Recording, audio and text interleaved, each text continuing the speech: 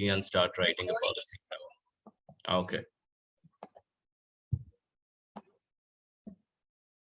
And recording is not compulsory. If you want to do it, that's okay. If you don't want to do it, that's also okay. But cool. All right, here we go. So I had developed this particular workshop in collaboration with Global Policy Insights. That's the think tank that I head. That's the think tank, one of the agencies behind the GPODS Fellowship, the Global Policy, Diplomacy, and Sustainability Fellowship, your partner organization for today. And the Cornell Policy Review, of which I was the editor-in-chief. And being the editor-in-chief of Cornell Policy Review was, eventually a lot more political than bureaucratic, because you are in with an editorial board, which is, probably as talented as yourself, and probably, in many ways more talented than you are. And, there's lots of disagreements. There's lots of, egos that come in the way of publishing an article, accepting or rejecting an article. And, that gave me a good sense of how an editorial boardroom really works. So a lot of it is about the merit, and a lot of it is about the politics behind, what needs to be published, etc., etc. And that's something that you must keep in mind whenever you're sending an article to somebody, to some journal for publishing. You should make it easier for the editors to publish it by making it extremely, extremely well written. And then beyond that, if it is not published, it's mostly because of the, either you did not specifically meet their publication standards, not in terms of how well you've written, but it could be little things such as citations, formatting, etc., etc. Or it could be just because of pure boardroom politics. Okay, so whenever we had any sort of a disagreement at the Cornell Policy Review, and we still have those at Global Policy Insights as well, because we publish a lot of articles over there. I would go back to thinking about Barack Obama, who was the first editor of the Harvard Law Review, and he said whenever he was in such positions that, just remember, folks, nobody reads it, don't need fighting over it. And the reason why I'm telling you all of this is that a lot of things that are written, that are published, are never read. If you actually look at, who's reading a published article, and I was giving exactly the same workshop to a bunch of people in the Labour Party in the UK who are now running for MP positions. And, two of them came up to me and they were like, this is exactly what happens, that the most likely writer of a published piece is the author herself or himself. And then the editor, because they have to, or somebody who's helping out the editor, then the author's friends and family. And most of the time, the readership just ends there. Most of the time, the readership ends over here. Okay, and if you're lucky, you will also find a few interested readers who really care about what you've written. Okay, and doesn't that happen if you've published an article in your college magazine or some other journal?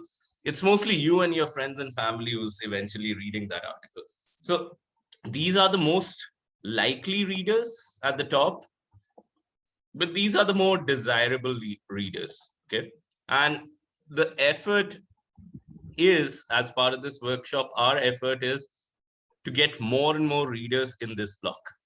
Okay, a few interested readers. Okay, this is the average number of readers of an academic article in its whole lifetime.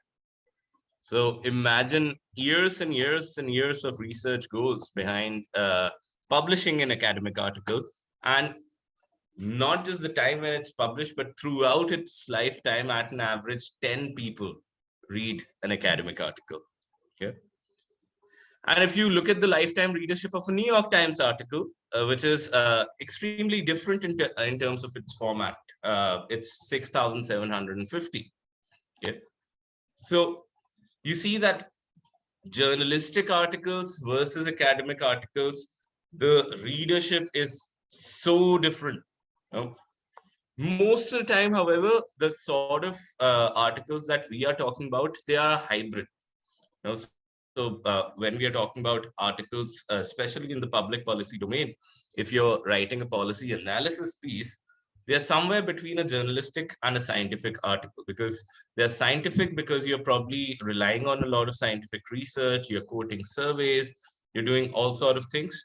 But it's also journalistic because you're not really writing in typical academic language. It's a hybrid of around 1,500 words, so 3 pages on a Word doc. That's the kind of articles that we are talking about, that we are concerned with over here. Okay, so what should we expect as policy writers? We should expect that our readership should be somewhere between these two numbers. Okay, it's a broad range, but ideally the readership of the articles that we are talking about should be somewhere between these numbers. Okay. And I'm telling you all of this, and I want you to keep these things in mind when you're writing, because it gives you a very, very sharp perspective about what's going to be read and the reason why you're writing over here. Okay, so 55% of the visitors will read your article for 15 seconds or less. Okay, because now we are living in the internet age, we all read our articles over here. I don't remember the last time I picked up like an actual newspaper, and I don't think I'm ever going to pick up an actual newspaper again. I get my news either from my laptop or mostly from my phone. So I'm scrolling through news all throughout the day. And when I'm scrolling through news, I'm not going to spend a lot of time reading a particular piece, okay, unless I'm really, really interested in it. And the data shows that half of the people, a little more than half of the people, are just going to read it for 15 seconds or less. Okay, and only a fifth of the readers, only 20% of the readers will finish reading the article. Okay. So the reason why I'm telling you all of that is because you have to be very cognizant that you need to catch the reader's attention really, really quickly. Okay. And this is another graph that shows that what percentage of the article content is viewed. So what you see is a lot of people reading half of the article and moving on. Okay, many people just taking a look and moving on. Okay, not reading, not even beginning to read. But if a person is beyond half the point, then a lot of people are reading at least 100%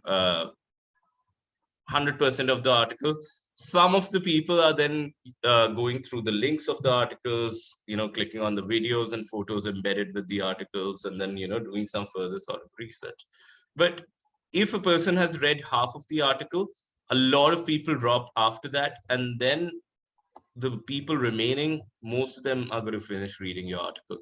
What does that mean? A is that when you're writing an article, your this part should be really compelling, your this part should be really compelling, and then obviously the end, if your this part is compelling, then most of the people, many people might stick around and read your article until the end.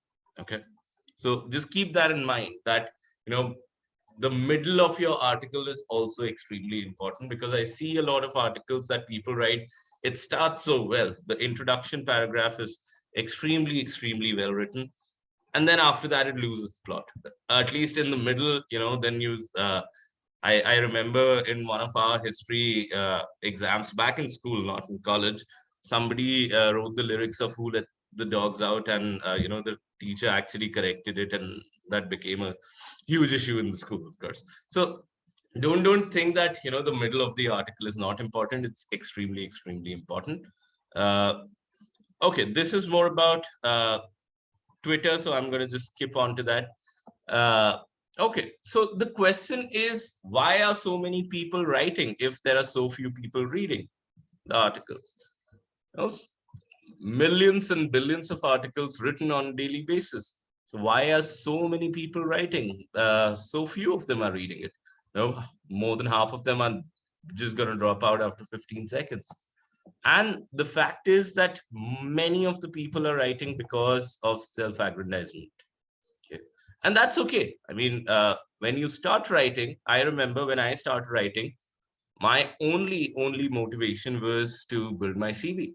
And that's okay, because there are so many positive externalities to writing, that even if you're writing for a very selfish reason in the beginning, that's absolutely fine, because eventually you're going to get over here, or at least over here. Yeah. Now, once you are, somewhat satisfied, you'd never be satisfied. Even now, I, write for places which are prestigious, and I'm only writing a particular piece because that gets published in a prestigious journal. So it's still a lot of times for self-aggrandizement. But again, if you move a little further from that stage, there is no better way to establish your expertise. If I'm hiring somebody, let's say, in my think tank, we do a lot of research on international trade, geopolitics, etc. And if you're applying, either for a job or for an internship, and I see that you have written something, could be for your school magazine, it could be, for Medium, wherever. If you've written something, uh, versus, I get the same profile, the same background, but they've not written about that particular thing, I'm going to go with the person who's written something about it, because I know that this person has spent considerable time and effort and focus in understanding a particular subject which is relevant to me. Okay. So writing about a particular subject is one of the best ways to establish expertise. uh, in fact, I remember I was reading the autobiography of Jawaharlal Nehru, and one of his, father's friend, who was a very successful lawyer in Allahabad during that point of time, gave him this advice that if you want your practice to work as a lawyer, you should pick up a particular subject and write a book on it. Okay, even if you understand it only nascently right now, but eventually you'd end up as an expert of it. You'd be seen as an expert of it, and then most of the people who want a lawyer to, champion them in their cases, would come to you for those particular matters, because now you've written a book about it. Nehru eventually did not follow that advice. He wrote a lot of books on politics, and that's what he became known for. So eventually, to establish your expertise, this is a great way to write. Okay. And then when you pass beyond that stage a little, you are writing to explore an issue for yourself. Yeah, a lot of times what happens is that when you start writing about something, you also find out the newer, finer aspects about a particular issue, because you're also thinking, you're researching. So writing is this really organic process where your mind is just going in so many directions, weaving so many thoughts and perspectives together and putting it on paper or your screen. And that helps you to understand a particular issue a lot better for yourself as well. Okay. And then, you know, sometimes you also write to highlight a new truth. As you mature as a writer, a lot of times when you're writing, you stumble upon a particular pattern, you stumble upon a particular truth. Uh, and that's really the beauty of it. And, little examples, like I remember that I was writing a paper on whether we are doing enough in terms of the CSR money that we are receiving from the firms. And I realized that, India, when you talk about CSR, we were one of the first countries to have a CSR law. India, when you talk about LGBTQ rights, we have been, one of the first countries in Asia where the Supreme Court has talked about it, in the parliament. We've had discussions around it. And I realized that, we are always the first movers, but we never do enough after that. So while I was writing this particular article, I realized that, our pattern, and I talked about this pattern in that particular article, which, became quite appreciated in the right policy circles, that we are always quick enough, but we never do enough on what we are doing as a country. And that's a pattern that emerged, that just I stumbled upon while writing about that particular subject. So a lot of times when you're writing, you also stumble upon a new kernel of truth on a particular subject. Okay. And then eventually, if you're writing as a researcher, if your research is original, or even if not as a researcher, if you've thought really, really deeply about the subject, then you might be able to add a drop of knowledge to the whole human ocean of understanding, knowledge, etc. So you contribute towards a new understanding on a particular subject. But that typically happens when you've gone through all of these stages already. Okay, so the idea over here is that I believe a lot of us are somewhere over here right now in the first two in the first two stages of the iceberg. And eventually just remember, in terms of setting the vision of your writing expertise, that the idea is to go over here eventually, okay, or go to deeper levels of the iceberg. All right. Now, what makes an article popular? These are, some of the things. What section is it in? What's the publication date? How fresh is the sentiment, etc., etc. You can take a look at it later on. This is just an added slide for those who want a lot of readership for their articles. This is really, really important. Okay. But what we are going to be talking about really is what makes an article publishable. And that is essentially the gist of what we are discussing today. Until now, all that I want to communicate to you were two things. Number one is that not many people read your articles, so you need to write your articles in compelling manner so that many people read it. And number two, that eventually you should write to become a better thinker. A lot of times, good thinking is good writing. You can have, you can be although I have a lot of respect for the guy, but you could be like a Shashi Tharoor, just throwing around words. But that's not good writing. Good writing essentially is how do you think deeply, how do you structure your thoughts and then put them on paper. Okay, so that's what good writing is all about. All right, so this is the most important part of the lecturing aspect of today's class, which is my 12 sinister, cynical, and effective rules of policy writing. Okay, and I'm going to run through them, but I encourage you to stop me if you have an example to share. Please do share your example. If you have some question to ask, please do that. Okay, so the first thing when you're writing is start with the why. A lot of us must have seen Simon Sinek's TED Talk, where he talks about, if you want to convince somebody, just start with the why. Or all of the good brands, they're not talking about the products that they're selling. They're not talking about the process. They're talking about why their brand matters. Okay. And similarly, in an article, the first thing that you should put, and if you're taking notes, I want you to take a note of this, that in your opening paragraph, you should address why is this topic important? Why should anybody spend a few minutes of their life reading your thoughts on a particular issue? If you're, let's say, writing on elderly care in India, then you should convince the reader as to why is elderly care an important policy worth thinking about. Okay, so the first paragraph should address this question, that why is this important? Start with the why. All right. Then the second bit is really, really important, which is who the fuck are you? I mean, who are you to talk about this? Why should anybody take your perspective in making up their mind about a particular issue? Okay.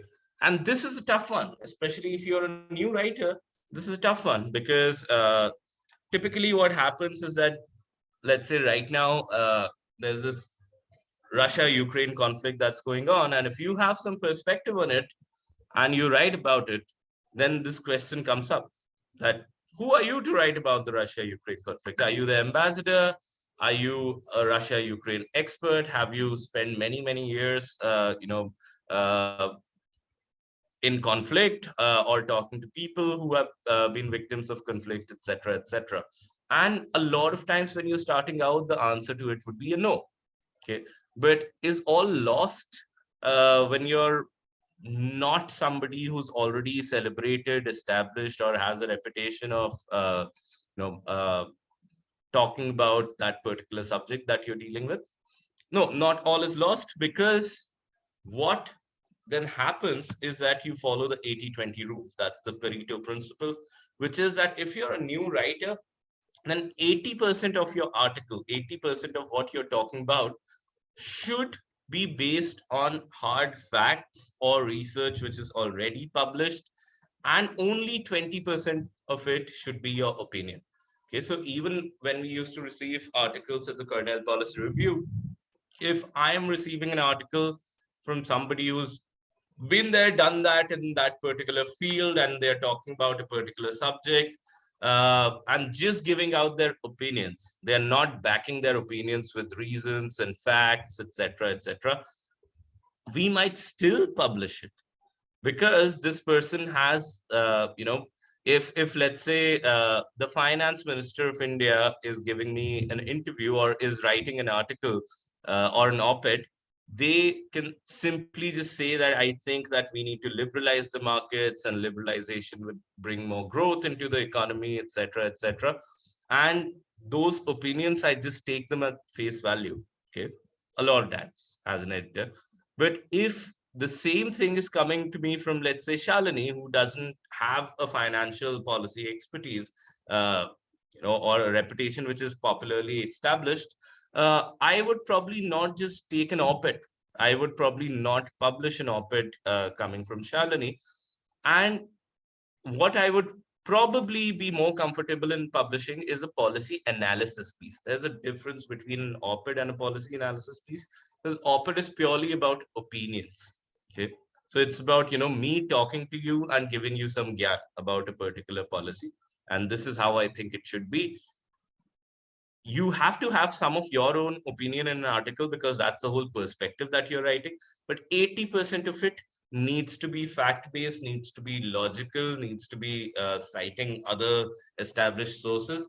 And if you do that well, and if you have a unique opinion over there, that's the way to get published. I receive so many articles on so many topics from people where they say, where they just talk about general stuff. Typically, if you're preparing for civil services, I see that people have this tendency of just, writing 10 points about a particular thing and then elaborating on those 10 points, and that's it.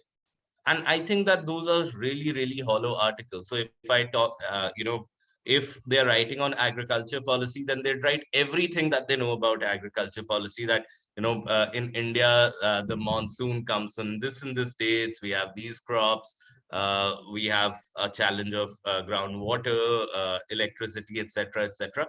So then the question becomes, so what? Okay, and I'm going to come to that very quickly. But when you're writing, and this is really, really important, when you're writing, just like when you're on stage, one popular advice that people would give you, that the doyens of theater would give you, is that if you're speaking from a stage or if you're acting, just keep that one person in mind in the audience, probably a friend of yours who's sitting there, and act for them or speak to them if you're giving a speech.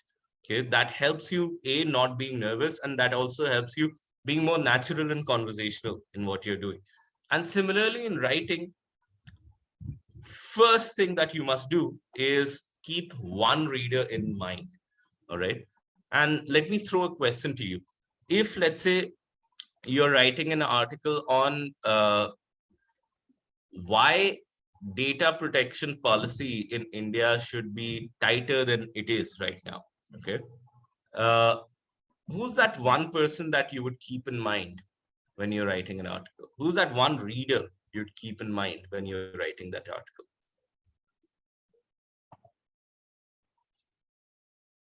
Anyone?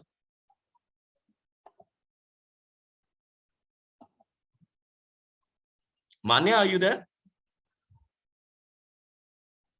All right, Gauri, go ahead. So, yes, up here. Okay, Gauri can go ahead. And after that, I'll come to you, Manya, as well. Gauri, go ahead. Am I audible? Yes. Yeah. So, my grandfather recently had a bad experience with cybersecurity. So probably him. Okay. And he's usually the first reader for most things I write. So yeah. Quite naturally, yeah. Well, by the way, I have to tell you, most of the victims of cybersecurity attacks are, the elderly people, and that's certainly something studying about. But yeah, I mean, it could be somebody who's been impacted. That's one end of the spectrum. Let me also come to Manya before I tell you the other end of the spectrum. Manya? I think it's important for people like us who like continuously browse through the internet all day. And like all our data has been given out, like we accept all the cookies when we browse through the internet, right? We use All the the time. social media sites, give out all our personal information. So I think we should be kept in mind, the youth, while framing the policy. I'm talking about the one reader. The youth is not one reader. Okay. I mean, people of our age. So it could be a friend of yours, right? Yeah, right. Okay. Amol? So I think I would write for that one reader who wants to know about that topic, but does not have the time to go into researching it or knowing more about it, or doesn't have the motivation rather. So for example, we see cookies every time we visit a website, we are told to regulate our preferences and all that. Yeah. But I would write for that one reader who wants to know what they're doing, but they don't have the time to go into that. Absolutely. A lot of times, this is important that when you're writing for that one particular reader, let's say it's your grandfather or let's say it's your friend, what you're eventually going to do is that you're going to explain certain jargons, you're going to explain certain, paragraphs or ideas that you know that this person may not, you cannot assume that this person would know. So that's really important. Ishwarya. Yeah, I believe the first reader for whom I would write article would be me. Okay. Because yeah, when I was unaware, after learning about and researching on that particular topic, I want to ensure that I answered all my previous questions in the first place. So you're already at that stage of the iceberg where you're writing to understand a particular topic for yourself, and that's a good thing. Okay, Jyoti.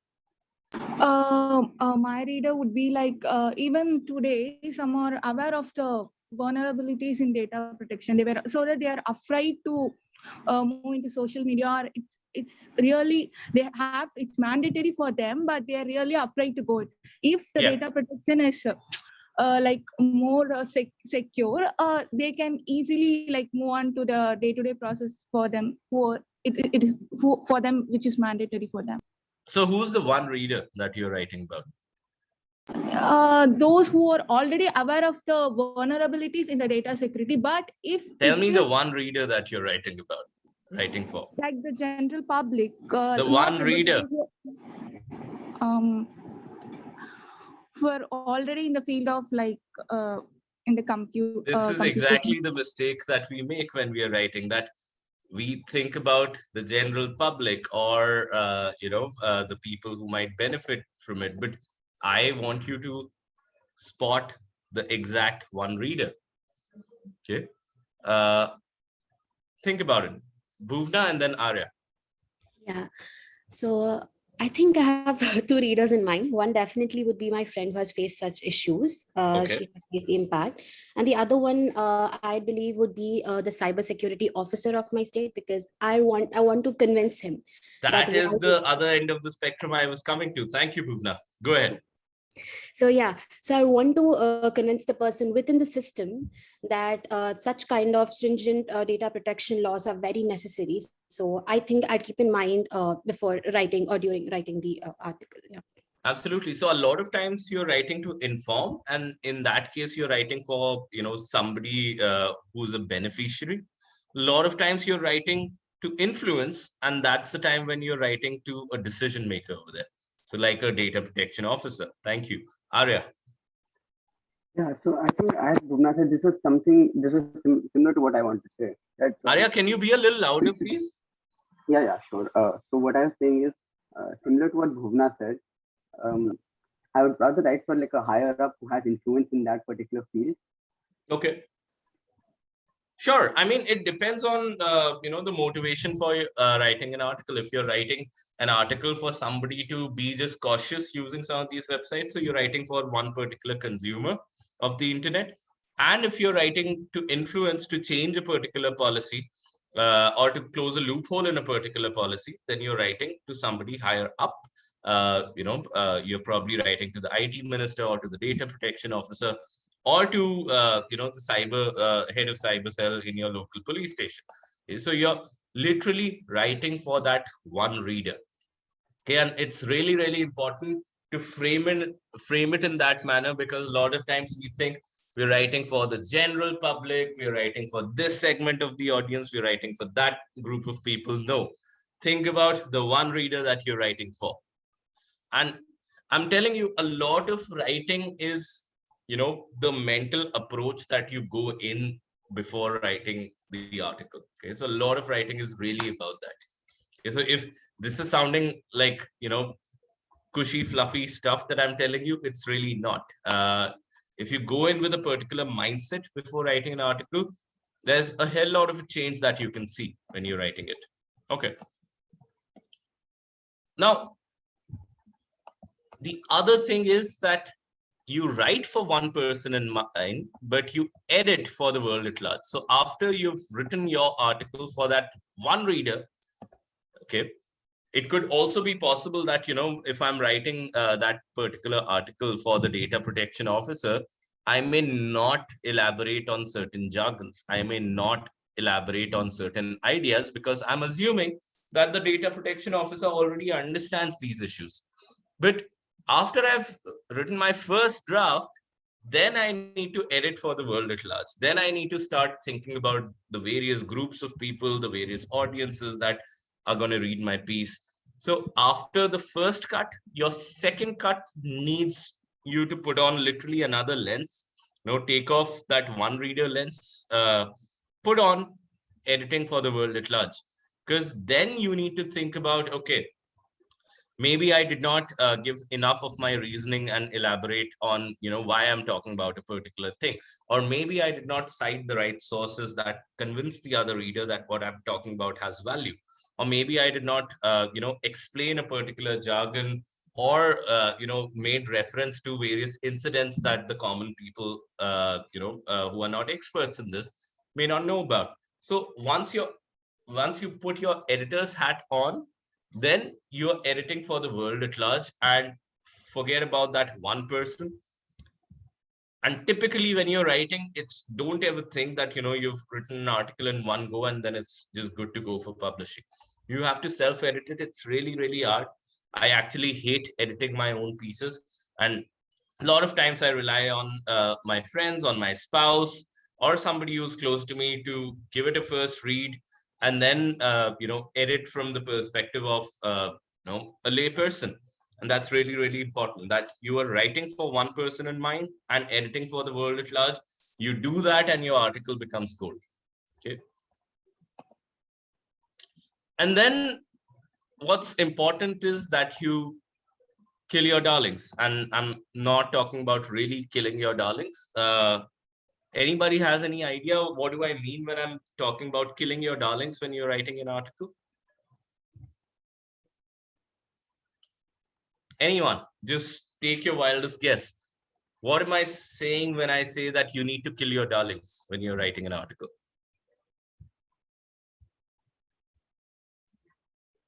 You have a hint on the screen. Manya. I'm not sure, but it probably means your own opinion. You're close. Like personal bias or your own opinion. You're close. I mean, those darlings shouldn't be there in the first place. The biases, your opinion should be there, and don't kill them. Ashini? So I think it's more of like there is a particular, while you were researching, there is a particular line that you came across, there's a particular idea, and then you came up with your own ideas and the lines and paragraphs that you just love so much, but it's not relevant to the particular piece, and you might have to edit them out. So that might be killing your darlings. Absolutely, absolutely. You got it right. So, Arya, Dhriti, Bhuvna,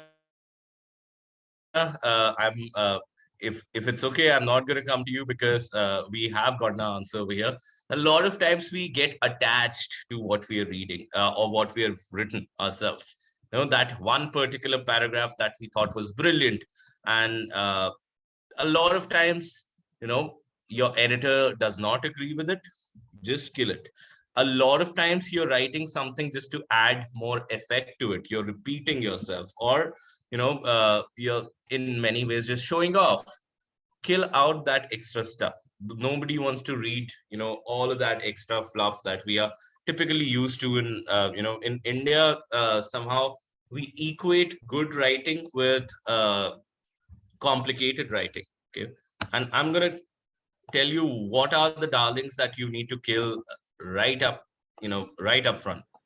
The first is kill all of the cliches.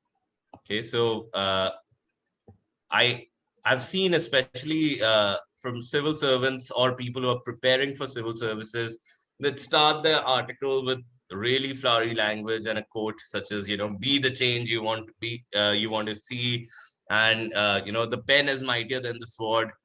Kill all of that nonsense. Okay, I mean, it's not nonsense really, but then when you're writing it, do not, talk about those cliches. Or, a lot of times when I read international relations pieces, I see, people starting the sentence with that this is the time for, the dragon to pin the bear. Now, no, we know that when you're talking about the dragon, you're talking about China. We know when you're talking about a beer, you're talking about Russia. But then kill that cliche. Just simply say China or People's Republic of China and Russia. Okay. Also kill long sentences. Again, as I said, I'm guilty of that. I'm guilty of a lot of these myself. I love writing long sentences because we were, trained in a manner, and I'm sure some of you might have also gone through that long sentences meant greater command over language. And, that was the sort of, I think it stems somewhere from colonialism, but that's the sort of thing that we are fed by. So long sentences, just kill it, okay? Long paragraphs, kill it, okay? Passive voice. And one thing about the paragraphs before I go to passive voice, one para, one idea, and that's it. And even if that idea is running into 4 to 5 lines, break that paragraph up. Okay. And when you're talking about long sentences, if you have a long sentence in front of you, and a lot of times in long sentences, you're using words such as and, or however, or as well as, whenever you see yourself putting an and, ask yourself, can I put a full stop instead of an and? Or a lot of times we put, a comma and then write something, then another comma, and then we can continue the sentence. Ask yourself, we do that, right?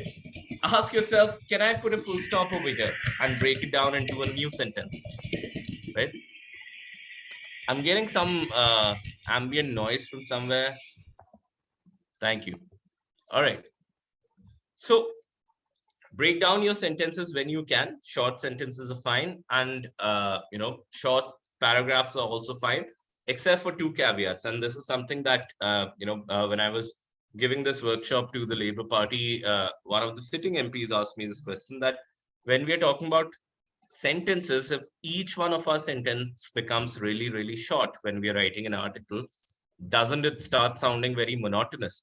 And there, this guy had a point that a lot of times what you should do is that if you realize that most of your sentences are becoming short, then you might just want to add one long sentence and then again switch over to short sentences. So a lot of times the good rhythm is that you write 3 short sentences and then one sort of, not a really long sentence, but then a longer sort of a sentence so that it doesn't become monotonous.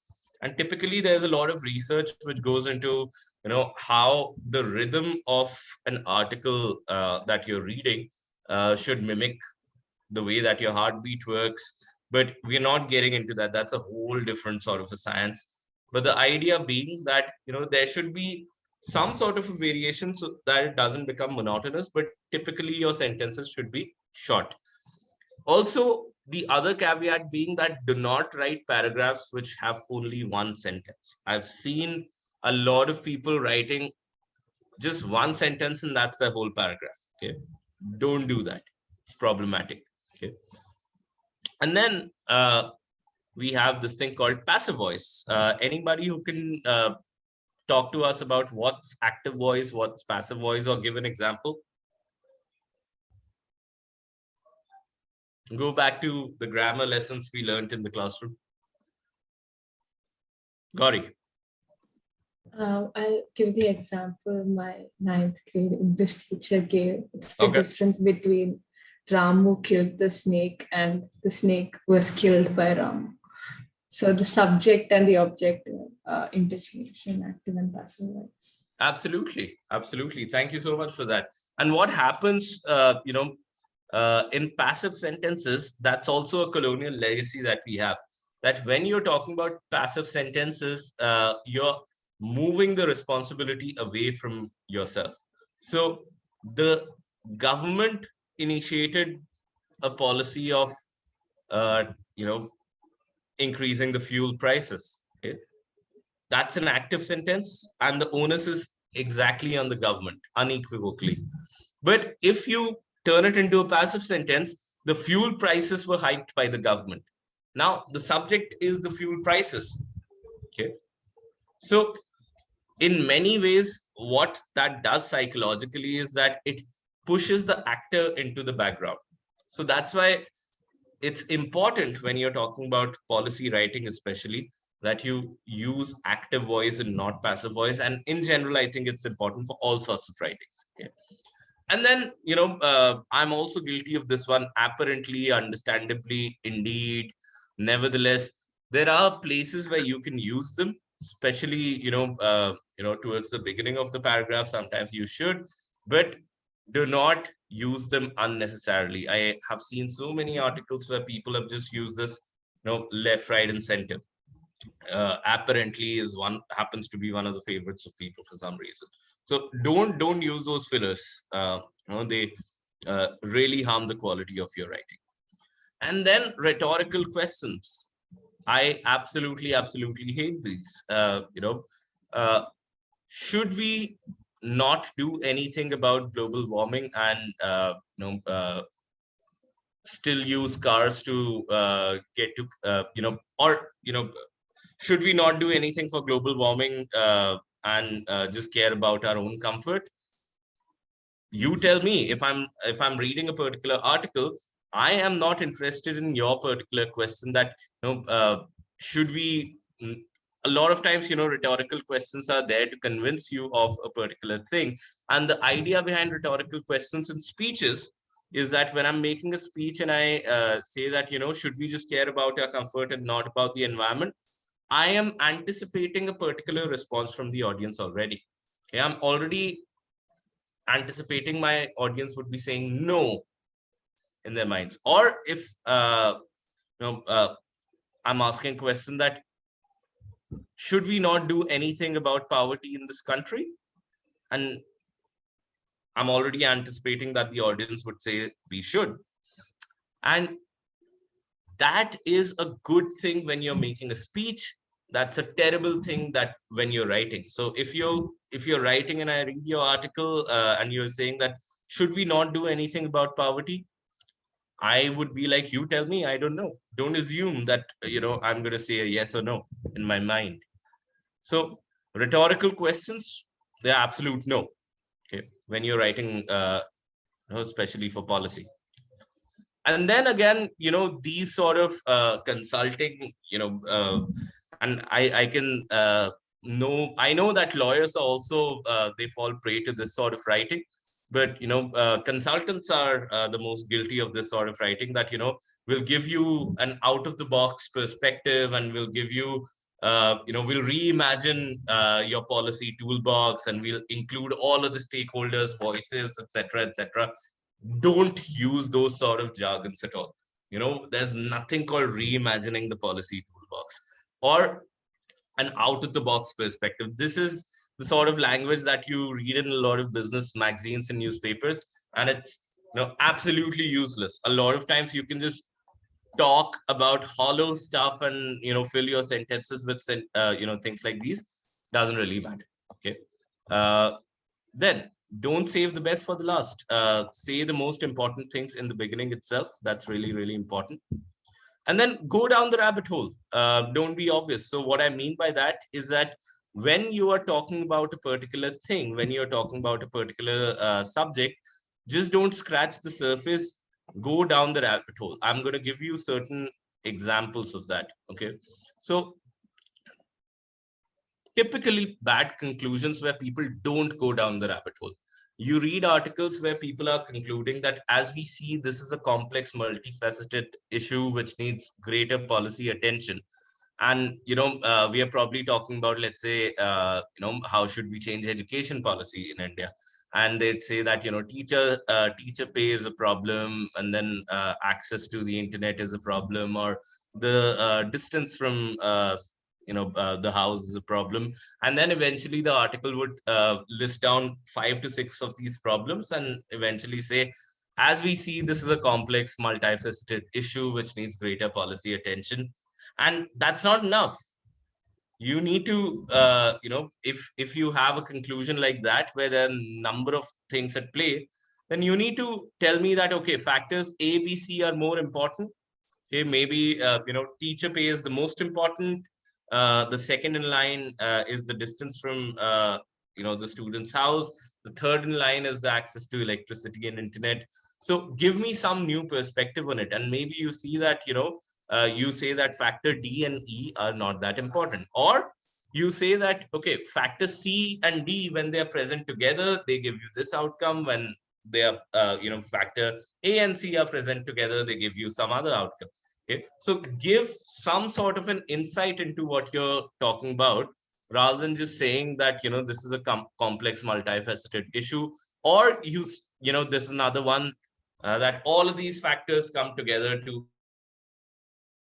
affect this particular problem. Okay, these are bad conclusions. Similarly, bad recommendations that people talk about, allocate more budgets to a particular program, and then I hear these arguments so much that take budgets from the military, or take budgets from the security side and give it to healthcare. And if you're reading something like that, you might as well think that, okay, that's a good idea, but then is that so easy? If I'm taking my budgets from one particular place and just allocating it to the other, I might just want to point out that who are the groups that may resist such a move? How will we compensate those groups? What's how do you balance some of these different interests? So if you take it out from the security budget, it might just create new problems of national security for the government. And how do you probably come up with more cost efficient solutions so that those national security problems are plugged in? You need to give all of those examples. You need to literally go down the rabbit hole. Okay. Again, things such as get all stakeholders on the board. How are you going to get all the stakeholders on board? Do you have a plan? Talk about it. Or restructure the health insurance program. How exactly? Give them a sneak peek. Okay. Or make a process more efficient. Talk about, do you have a plan? In fact, one thing that I did in a particular article that I'd written, I was talking about how do you improve the process of hearings. There's a lot of pendency of hearings in the National Minority Commission, much like a quasi-judicial body. And I talked about that, okay, this is how a new process might look like. So I literally added this flow chart in the appendix to tell them that I'm not just saying that, okay, improve your process, and that's how you'll reduce dependency. I'm also giving you some insight on how a new process might look like. Okay? Extremely, extremely important. So go down the rabbit hole, then create a chain of arguments and don't break that chain, which means that, every time you need to have a premise number 2, and then the premise leads to a conclusion. Okay. And then one argument flows into another argument. And what I want to say is that linear thinking is a bad thing, but linear writing is a very good thing. When we are thinking usually in terms of these splatter maps, okay, where one idea is connected to another in a very non-linear fashion, and then that idea might be connected to 10 other ideas, and they may be interlocking each other. That's okay when you're thinking. Okay, so in our mind, the research says that we think like splatter maps, but when you're writing, you need to make that, it's essentially a process of making those splatter maps linear so that people can follow your arguments very, very easily. Typically, when I do this workshop, I also talk about whether you understand what a premise is, whether you understand, what a conclusion is. But I'm not going to give you those exercises right now, because then that turns it into a logical reasoning sort of workshop. But what I want to say is eventually, your conclusions or the points that you're making, they should be based on certain very solid logical reasoning and a chain of logical reasons, and that's how your article should proceed. Okay. Okay. Play the devil's advocate. This is we are approaching the end of it. Read over each sentence. Ask yourself whether each of the things that you're saying is true. Can you defend every single word of it? Are your spellings and quotes and everything, if you're talking about a really, really, really complicated spelling, sweat that small stuff out. It's really important. I can tell you, I was in a very embarrassing position. I was co-authoring an article, and while we were doing that, while converting some rupee numbers into dollars, we wrote billion where we should have written million. Okay, and we did not sweat it out. And when it came back from the publisher that I think you've gotten your numbers wrong, it was extremely, extremely embarrassing, and it was hard to salvage our reputation in front of the publisher. So it's important that when you're converting numbers or when you're quoting names, when you're quoting dates, you are precise. You're writing based on verified facts and verified spellings and all of that. It's really important. Okay, then defend proactively. When you're making an argument, it is extremely, extremely important to anticipate what would be the opposition's counter questions to your arguments. Okay, and proactively write that some people might object, or a counter argument to what I've talked about could be XYZ, and these are my counter arguments to those. And that's advanced writing stuff, that when you're able to anticipate what would be some of the counter arguments or what might look like apparent loopholes in your argument, address them upfront. It makes you a very, very respected writer. And always offer the other side's strongest case. Don't be a straw man. Essentially, what that means is that there's this fallacy called the straw man fallacy, where I would, pick out the most ridiculous sort of an objection from the other side. Here, I might just say that, the other party is going to accuse me of being, let's say, a left winger or a right winger, while that's not exactly the strongest argument of the other party. So what I should be doing is that I should be always addressing the strongest argument that the other party might give me, and not, just destroy a straw man. The straw man is that thing that a scarecrow of sorts that you put on your farms to scare away the crows that might destroy your crops. So don't destroy the straw man.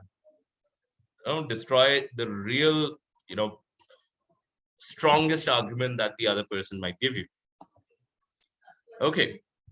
And then promised value in your tagline. Let me just show you these. Maybe I should remove the names of the writers for future, but water and peace. This was one tagline that we received at the Cornell Policy Review, which unfortunately we published as well. It's a play on the word war and peace, but it doesn't really say what this article means. Is it about water conflicts in sub-Saharan Africa? Is it about, how water has brought peace in a particular region? You need to make it sharper. You need to, tell us what you're really talking about. Anybody wants to take a shot on what this left tagline is about, what this article is about? TPP, the US perspective. Arya, do you have any idea about what this article might have been about, if you just look at the tagline?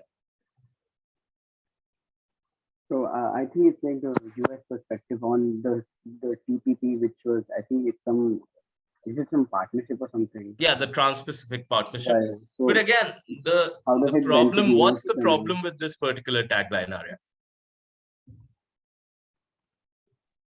It just mentions like one perspective rather than like a global perspective, probably. No, not really. That's not the real problem behind this particular tagline. Anybody else who wants to take a shot at telling us what's the real problem behind this tagline? Why is this tagline insufficient?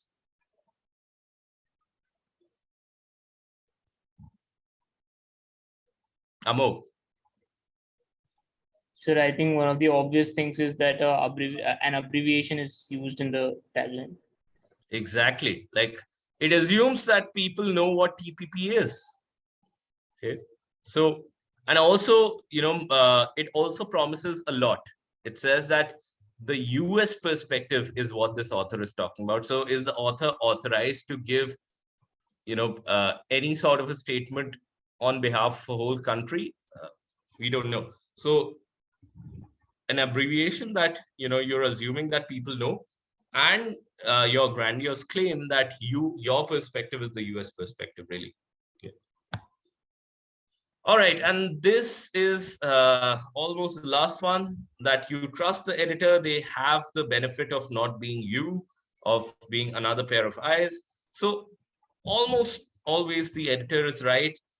And if you have fundamental disagreements with an editor, then just find another one, move to another publication. But the editor knows their audience very well, and one must respect it a lot of times. Okay. And finally, it's important to make your baby walk. You write your article for a particular reason, which is for people to read that particular piece, to get influenced by that particular piece. And it's really, really important to make your baby walk, which means that what we do at Global Policy Insights, and what we do even at what we used to do at the Cornell Policy Review, is that we would send out any article which is published to at least 5 relevant people and or organizations. So we, if I'm writing a particular article on elderly care, then I'm gonna send it to the NGOs which are working on elderly care. I'm going to send it to the right ministries, or I'm also going to send it to some vocal voices who are talking about elderly care policy. Okay, so at least I will send this article out to 5 people, because a published article is not a done article. A read article is a done article. Okay, and it's important that the article gets read by the right people. So that's really the gist of, I can't give you 2 to 3 foundational principles. There are these 12 foundational principles which are extremely, extremely important when you're thinking about writing. And all of that is, your mental preparation. Before you even start writing, before you write your first letter, you must think about all of these 12 things. What I typically do is that I have a screenshot of this on my phone, and before I'm just writing, I'll just look at that screenshot so that I know that I'm not committing any of these cardinal mistakes. Okay. Okay, that's the end of our first segment. Any thoughts, any questions, any comments? I'm happy to take them right now. And after that, we can perhaps take a 5-minute break before we reconvene, but I'll take your questions first. Anybody? Or if you've practiced some of these things already, or if there was something new that you think that you never thought about before this particular lecture.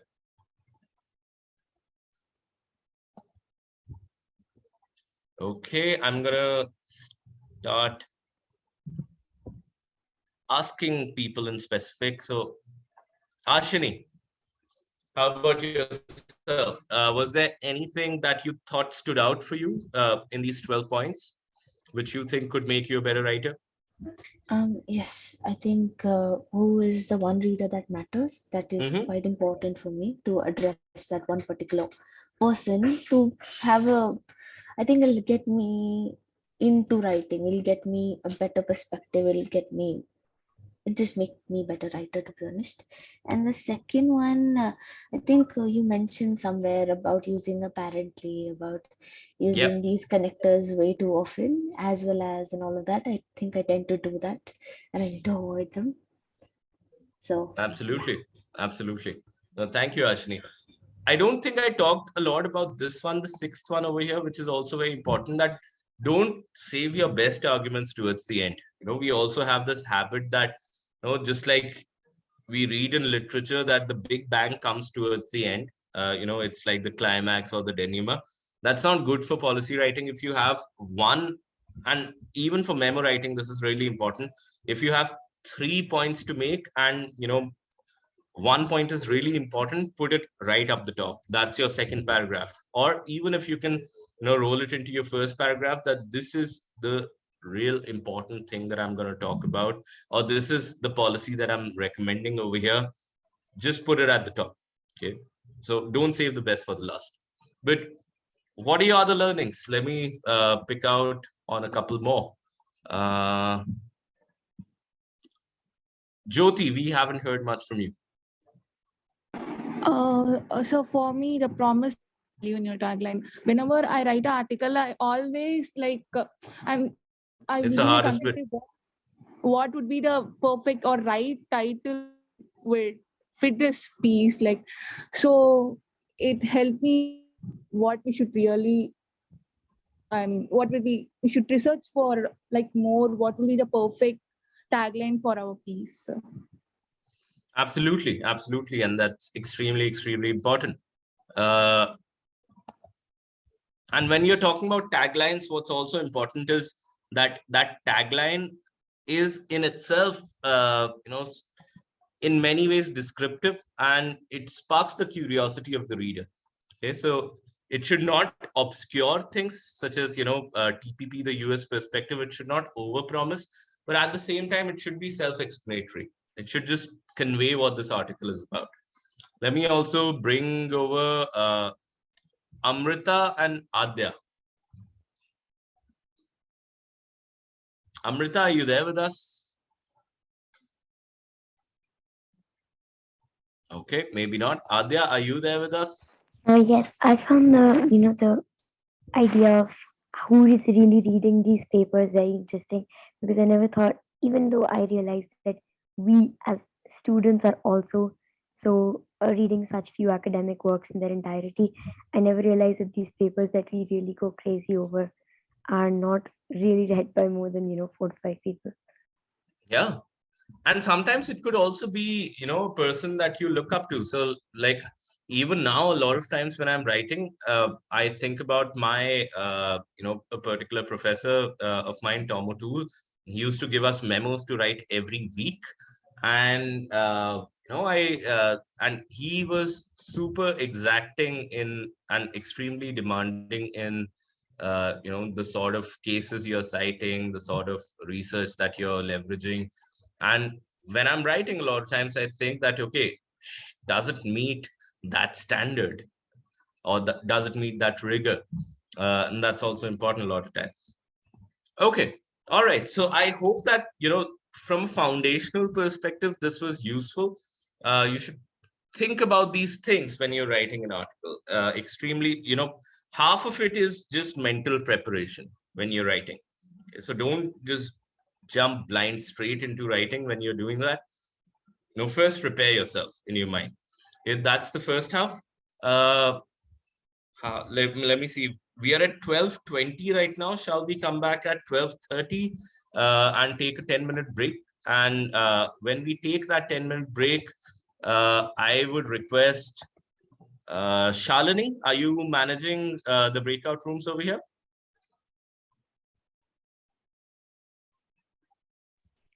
Yeah, so Shalini and the team, they're going to manage that. So you need not worry about this. We have how many people over here? We have about 18 people in the room beyond Shushti and myself. So 3 breakout rooms, Shalini. Shushti, if you could just convey this to Shalini. I will, of course. But don't put them in breakout rooms at 12:30. I'd like to speak with them for another 5 minutes, after which I send them to breakout room. So once you come back, guys, we're going to do a hands-on practice of writing a policy memo. Before that, I'll just briefly give you the structure of a policy memo. So we'll see you at 12:30 then. Bye.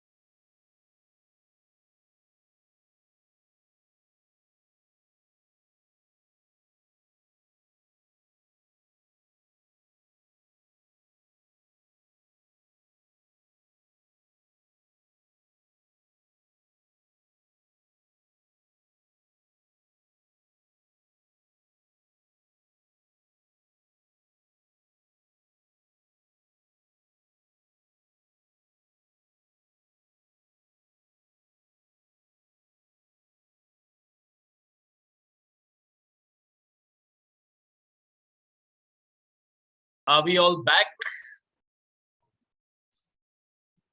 Can I see some of us turning on our cameras so that I know we are back? Hi, Shalini. Hi, Manya. All right, so what we're going to do right now, this is where we get to the practical stuff. Now, typically in my policy writing lab, in the fellowship, I would not allow the fellows to start writing before they start editing. That's really important. We're not getting into that right now. But typically, just like if you want to be a good chef, or if you want to grow some, produce some good wine, you first have to have a taste in wine. So you have to, have that discernment that what's an average wine, what's a good wine, what's a bad wine. Similarly, in articles, you have to have that discernment, and that comes through editing pieces. We're skipping over that right now. For that, join our fellowship. But what we're doing right now is giving you a practice of writing memos. There's not really much theory in it. Okay. I'm going to share my screen, and then after that, we're going to just jump into this exercise. Is my screen visible? Cool. All right. So what is a memo? And I'm just playing this. It doesn't have much of a significance beyond the point that I like this movie. Hold on. Let me just put it on full screen.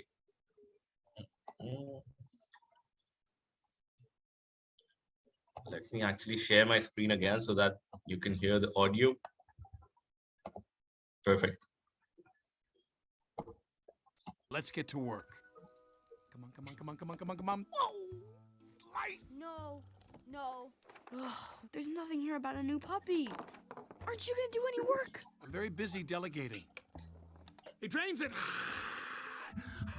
So what if we find the file on the new puppy? What do we do then? Send in the baby ninjas?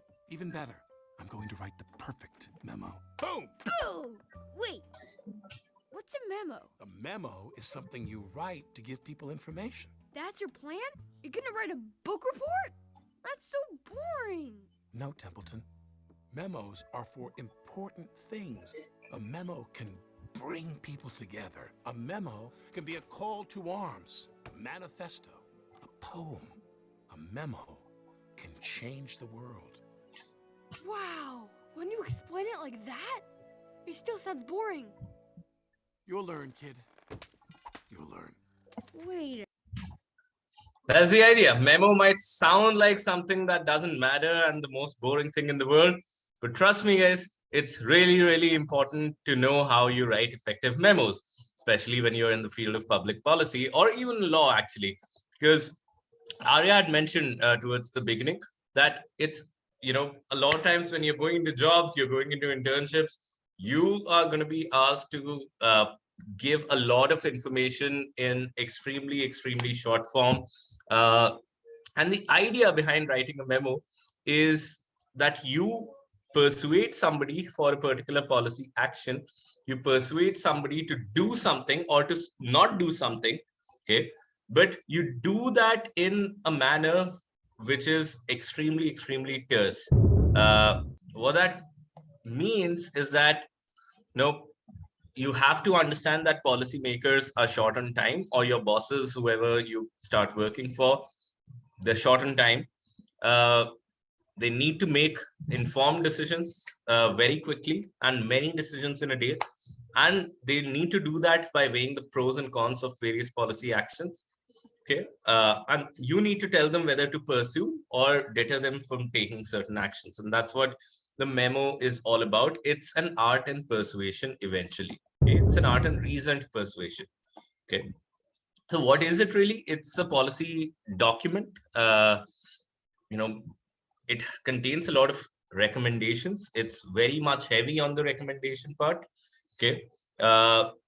It provides certain analysis. It provides certain, rationale for a particular course of action. Okay. And it is usually very concise and well organized. Okay. A typical memo might include some of these sections, description or the significance of a particular issue to begin with, then the evidence of the scope, then, factors contributing to a particular problem, then your recommendations and conclusions, some counter arguments, rebuttal to counter arguments, and then an implementation plan or implementation recommendations. It can have various appendices, which could give the details of the plans, but typically a memo is 2 pages, nothing more than 2 pages. All right. That's what we're going to do today. So it's not an essay. It is divided by paragraphs, sub-paragraphs, subheadings, bullet points. It's really, really important. And I'm going to show you certain memos right now. It's really, really important the way you structure your memo. Okay. No hyperbole, no rhetoric, just clear, precise language. Then, brevity. That's the virtue in writing a memo. I want you to take a screenshot of this particular slide before you get into writing the memo, because this is, exactly how you want to structure your memo. Okay, this is exactly how your paper should look like when you work on it right now. That the title should read memorandum, and then, a particular, actually center line, just it should read memorandum. That's it. And by the way, you should know that now even in the government of India, you have cabinet notes and memos, which are the basis of taking all of the decisions. Even in private sector, Amazon, etc., they ask you to write memos. One thing that I'm, one undue sort of a request that I'm asking you to do right now is to write a memo in an hour. Typically, you're supposed to spend a couple of days in, writing those 2 pages of memos, because you need to think really, really deeply. So you'll find yourself challenged in writing the memo that I'm going to give you in 1 hour. But typically what a memo looks like is this, that, you have a title, you have, who you're addressing the memo to, who are you, the author, what's the date, what's the subject, and then it's divided into headings, subheadings, lots of bullet points. So one key characteristic of the memo is that it contains a lot of bullet points. It contains a lot, sometimes some very easy to understand visualizations or charts, so that, the idea behind a memo is the test when you do a memo, and I actually make some of my students do it in a regular class, that you need to print a memo on paper, and it's almost like assuming that you've given it to an officer, and that officer gets up from their desk and they have to walk towards a particular meeting. And while walking, where, if you're walking and reading, your attention is already halved. So the person who's reading your memo and who's hurrying to a particular meeting should be able to read that memo and absorb all of the right points while walking from their office to, let's say, the end of the lobby to attend a particular conference or a particular meeting. Okay, so that's the test of a good memo, that if I can walk and read it and understand everything, while, half my mind is somewhere else, that means it's a well-written memo. Okay, let me just show you some examples real quick, and we'll just jump into writing these. Okay. Memo. There you go.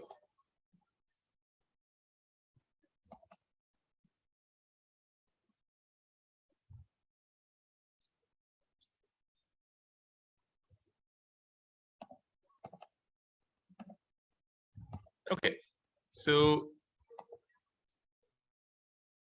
if you see the screen right now, typically this is how a memo looks like. Also, just remember that each page in your memo should be numbered. Okay, that's also a formatting of the memo is extremely, extremely important. So you have memorandum written in caps at the top.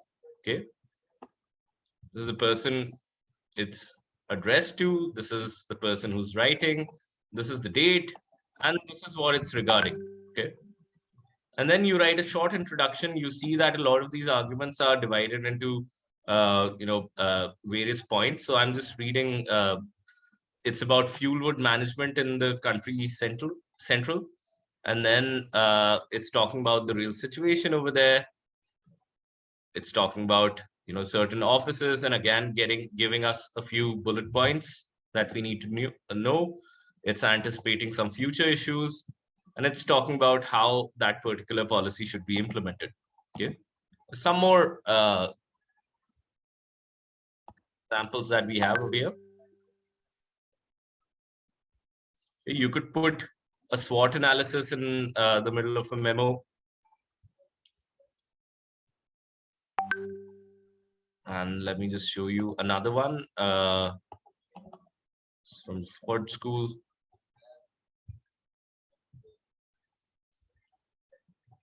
Okay, again, this is slightly differently worded, but again, you see that,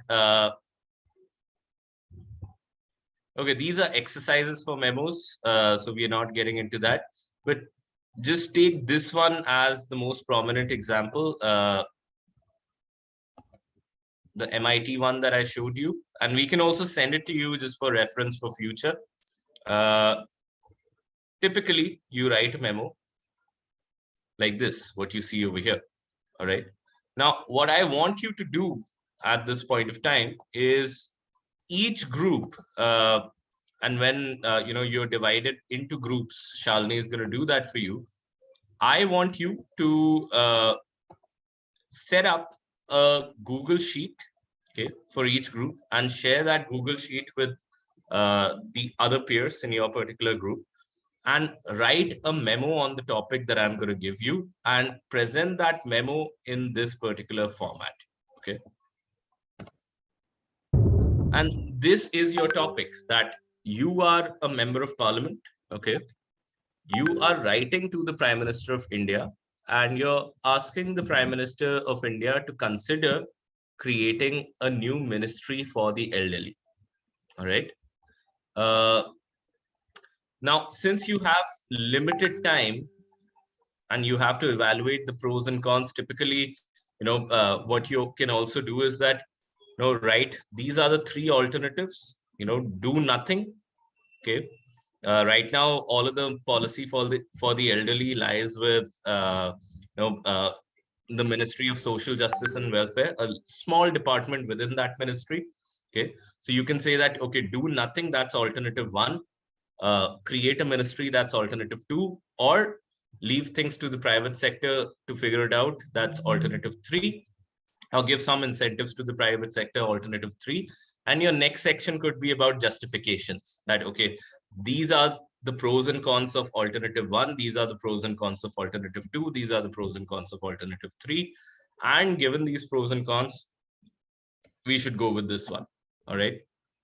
Similarly, now, the topic of the memo, that's the exact headline of the memo or the subject line, that's something that you need to decide essentially. But this is what the memo is going to be about. What I'm also going to do real quick is that I'm going to share an article that I've written on this particular thing, so that you don't have to spend a lot of time just fishing for those arguments. Okay.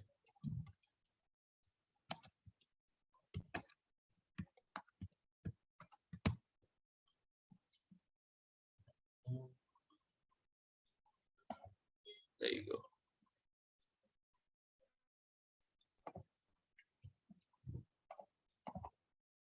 Okay, I'm going to put it on your chat box so you can read this article.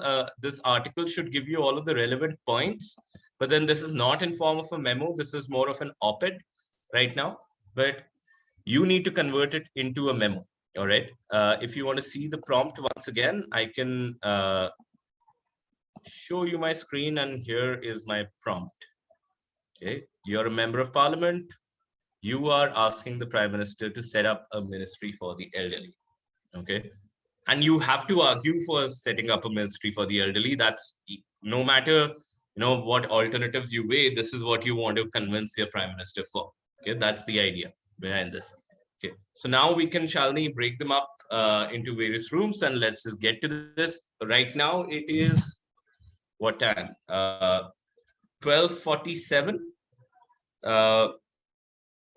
And let's have it for 45 minutes, if that's cool, and then we'll come back and we'll look at the memos. Okay,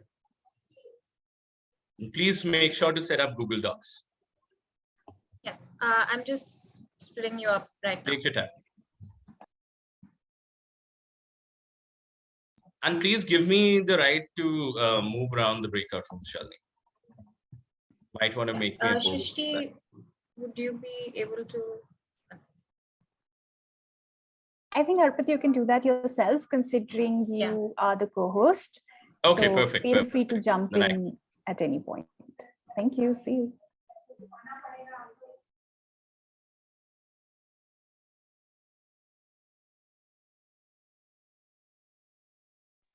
Hi, Shalini. I think you can just pause the recording so that then. I think Arya from a team can share this. Yeah, you'll have to share your screen actually.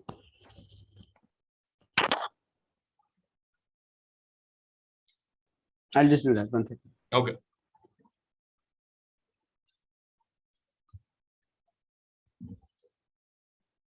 Is the screen visible? Yeah. Okay. Just move to the top. Okay, memorandum.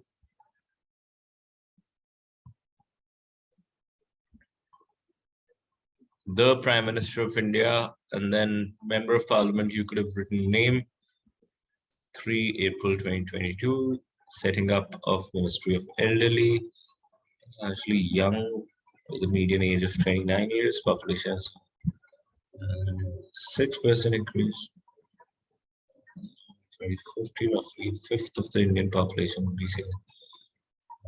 8%.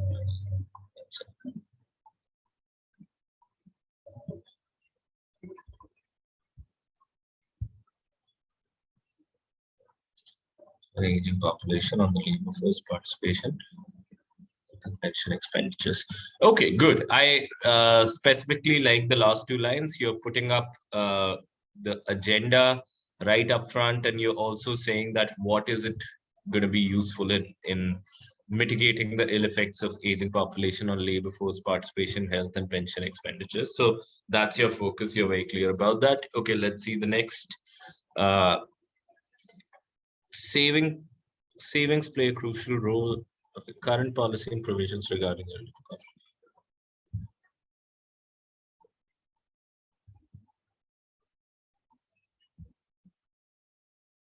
So why do you think the Prime Minister would want to know the current policy and provisions regarding the elderly people? I mean, I don't think that this section, if this section had some follow-ups in the issues section, which I don't think that there are, this is just like a summary that, okay, these policies are present. If in the issues section you were talking about the issues with these policies, then it would have made sense. But I don't see a direct reference to these policies in the issues section. So this section where you're where you're just talking about these policies are present is not making a point, and each of the subsections should make a point. Does that make sense? Arya, Bhuvna? Yes. Yes, sir. Perfect. Okay, issues. Let's read the issues. The present provision must be addressed. The present provisions must be addressed. Okay, this sentence has some issues. Can you see that? Arya, Bhuvna, whoever else is there in the team, what's the issue in this particular sentence? Or anybody else in the group? The first sentence under issues. The present provisions must be addressed, but before that, one must need to acknowledge the challenges being faced by the elderly in the present scenario. I mean, that's a convoluted sentence, isn't it? Yeah, it is. It is. I mean, imagine I'm, walking to a meeting, reading this, and I'm like, the present provisions must be addressed. Before that, one must need to do blah, blah. You've lost me right over there. And then you're saying, challenges faced by the elderly in the present scenario. So much of repetition of that word present, it becomes a little annoying over there. Okay. Most of them are struggling. Who's them? You need to be specific. Most of the elderly people are struggling to remain in the mainstream as they are digitally illiterate or unskilled. Okay. Now, again, you need to use specific language, because when you're saying they're struggling to remain in the mainstream, what do you mean by the mainstream over here? Are you talking about they're struggling to remain economically viable? Are they struggling to get their voices heard? Are they struggling with their day-to-day activities because they are digitally illiterate or unskilled? What do you mean by they are struggling to remain in the mainstream? Because remaining in the mainstream then becomes an amorphous sort of a term. Okay. Many older persons are dependent on others for healthcare related needs. Some have no family support, significantly high, living alone. Majority of them, many older people are supporting their family members. To address all these issues, present provisions do not suffice.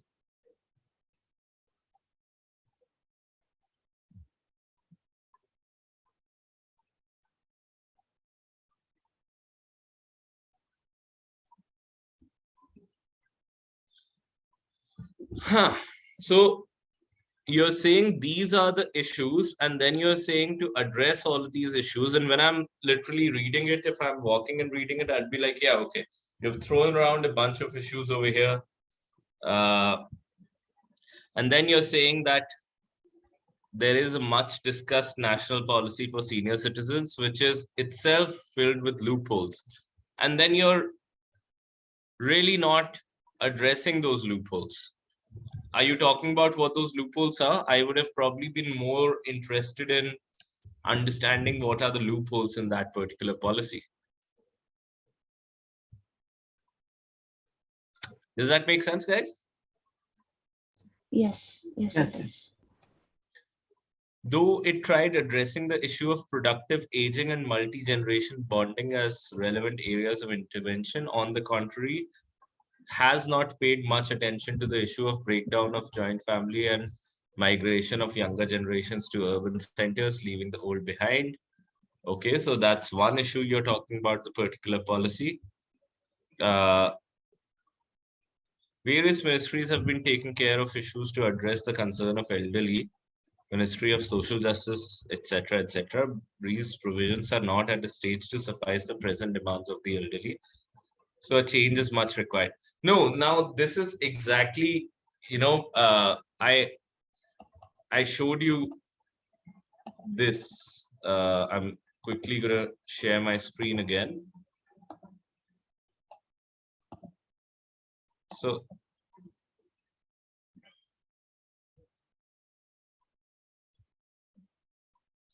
give me a second.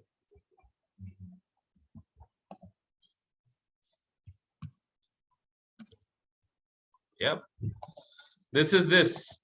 What you're doing over there is exactly this, that we are going to reimagine the toolbox, those circular sort of sentences. Can you share your screen again? Let me just look at what the argument is over there. So you were saying ki ye ministry hai, ye ministry hai, ye ministry hai. You have these ministry. You have a policy and you have these issues, but these policies are not, and these ministries are not addressing these issues. But exactly how are they not addressing these issues? Only in one line, you're trying to say that the issue of breakdown of joint family and migration of younger generation to urban centers, which leads to the isolation of the elderly, is not addressed in that particular policy. But you're not saying that, okay, what is it specifically that the problem is? That the policy that we're talking about, it does not talk about institutional care, it talks about family-based care, and it does not address the issue that most families are migrating outside. Okay, so first you need to lay down the fundamental premise that this whole policy is based on the idea that elderly care should be done by the family. However, it does nothing to prevent the breakdown of the joint family system and the people, moving over to the urban areas. And that is one issue, one loophole with the policy. You don't talk about Ministry of Social Justice, what are the loopholes? Ministry of Health and Family Welfare, what are the loopholes? Ministry of Home Affairs, what are the loopholes? You're just giving a blanket statement that these provisions, and I don't know what provisions, these are three ministries you're mentioning, but then you're talking about provisions. So usually there's a ministry has policies, policies have provisions, but you're just saying that there are various ministries, but these provisions are not at a stage to suffice the present demands of the elderly. How are they not sufficing the present demand? You're not talking about that. Okay. So it's just like, this particular paragraph, what I'm reading is, these are the 10 problems that the elderly are facing. This is the name of the current policy. These are the various ministries. These policies and ministries are not addressing these random bucket list of problems. So now my question is, what could you have done to improve this particular section? Can anybody from this group, probably talk about how could we have made this section more tighter? I think, as you mentioned, maybe we could have addressed the provisions. If we are talking about the provisions that are already present, first of all mentioning the provisions, then mentioning what are the issues with those provisions and what are the issues that need to be addressed that are not being addressed right now with the given policies. Absolutely. And this whole laundry list that they are struggling to remain in the mainstream, they are living alone, etc., that could have been literally just covered within one sentence, that the elderly are struggling with various problems such as digital illiteracy, lack of healthcare, loneliness, then lack of resources, psychological challenges. Then again, you're repeating healthcare related needs on the second point, and then healthcare issues on the last point. So you could have, and then daily needs, and then you have, majority of them depending on their own resources. So there's a bunch of repetition series over here, and just summarized it in one line that these are the issues that the elderly are facing. Then talk about this is the current policy. The current policy is based on family related care, but families are breaking apart. People are moving, from villages to larger towns, can't live with their parents, and the policy has no particular remedy for that. Okay, and actually, the fact is that the policy has a remedy that if your children are not taking care of you, then you can take away the property that you've bequested upon them. But that assumes that A, you have property, B, you have children, and C, that you have the will to litigate. So those are the kind of things that I'm looking at, that, this needs to be extremely, extremely specific in that manner. Okay. All right, let's go further down. Inadequacy of leaders. Lack of population prevents the elderly from being a desirable vote bank. Hence, there is an attention deficit in the arena of geriatric care from leaders. Okay. Requiring forward-thinking leaders who are willing to act preemptively and move beyond elections and long-term solution. The creation of separate ministry for elderly would require time to become efficient. Now, you're adding this piece of advice, or adding this piece of caution. Creation of a ministry for the elderly would require time to become efficient under the section inadequacy of the leaders. What was the logic behind that? I think I should have written it properly. It was supposed to be connected to the idea that they're supposed to be forward thinking and like sort of visionary, because it will take time for the ministry to become efficient. Okay, but if a ministry will take time to become efficient, why does it need forward-thinking leaders? Because an immediate solution to, as opposed to a creation of a ministry, would be, like it was mentioned in the article, would be setting up of a. Okay, so you're dealing with you are essentially saying that it needs forward-thinking leaders because such an action would not give you immediate returns. Yes. So you need people who can have that patience and look into the future. Yeah, but you should have phrased it in a manner so that the interlinkages were clearer. The task of creation of a ministry would prove to be a permanent solution rather than a stopgap solution, like setting up committees or creation of insufficient national policies. Why? Why would you say that this is like setting up a committee is not a permanent solution, or coming up with a policy is not a permanent solution, but a ministry is? Because ministry would be more research oriented, would give more like longer term benefits. I think that becomes clear in the next half of the. Yeah, but then if I'm reading it over here, I would think that this person is not backing up their claims with the right arguments. So each and every claim that you have made needs, maybe you could have cited data that, creating dedicated ministries lead to greater and more effective policy action, or more sustained and permanent policy action. Had you cited a research like that, that would have made sense. But then should I take your opinion on your face value that, okay, ministry is more permanent of a solution and committees and a national policy is a stopgap solution? I mean, if I wrote the national policy and you're calling it a stopgap solution, I might just be offended by that, right? Yeah. So you need to justify what you're saying. Okay. The ministry would also require aid from policy professionals who will build efficient networks of organization alongside a new generation of leaders.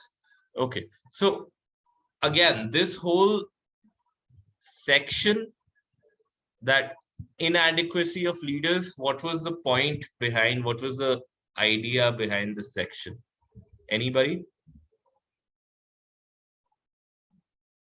Anyone from this group? Why was this section considered desirable to be there in the memo?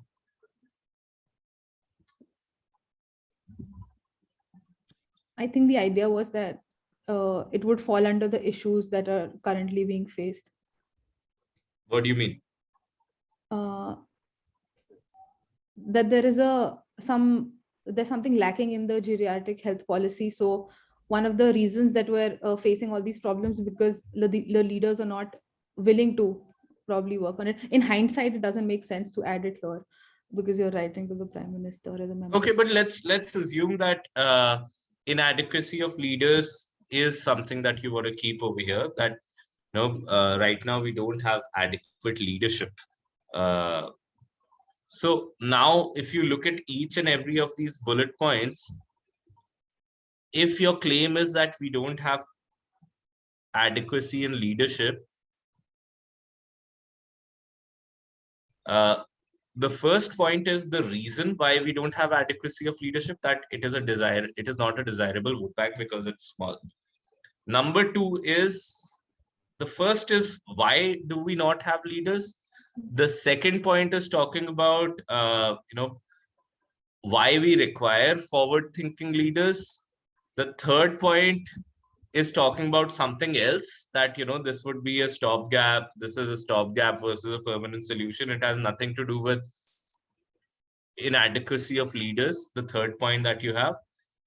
And requiring aid from policy professionals, how's that related to inadequacy of leaders? Always think, if you have a headline, then everything, it's almost like a map, right? You have a particular headline that becomes this the hub, and then there are various spokes coming out. So inadequacy of leadership, point 1, point 2, point 3, point 4, all directing towards inadequacy of leadership. I don't see beyond the first point and second point, and that too not completely, how the rest of them are really mapping to this idea of inadequacy of leadership. Okay, you get the point? Yeah, I got it. Thank you. Okay, let's go further down.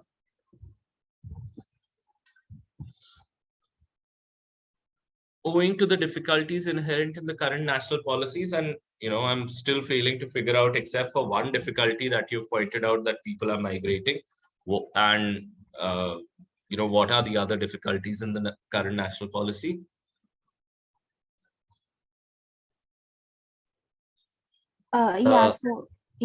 So I believe that what we have covered in the issues, it's not very well put and not very well substantiated. Sure. But if it were to be, but then all the difficulties in the sense how it is not very cost effective and how the present system is not right. So based on that itself, I'm trying to put the new policies instead of making it repetitive. So that's the reason I didn't Okay, go ahead that's okay. Yeah. And then you're saying, and I'm sorry, I'm not being harsh over here. It's just that when I'm editing, I'm just speaking out my mind.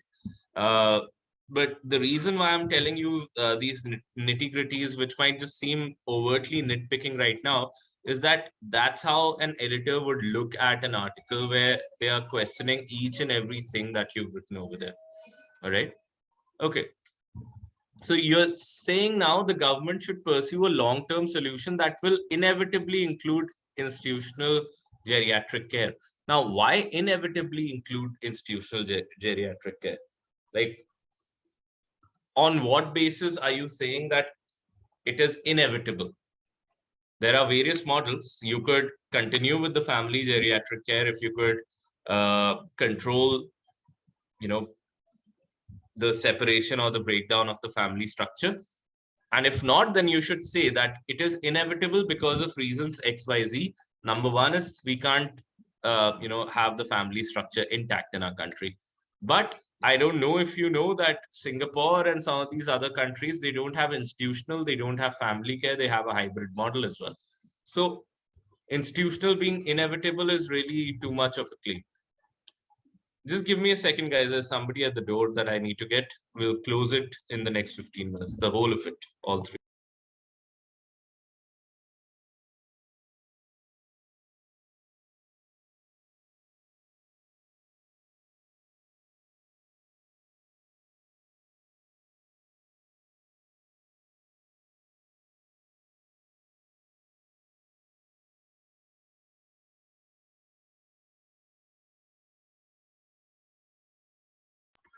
Okay, sorry about that.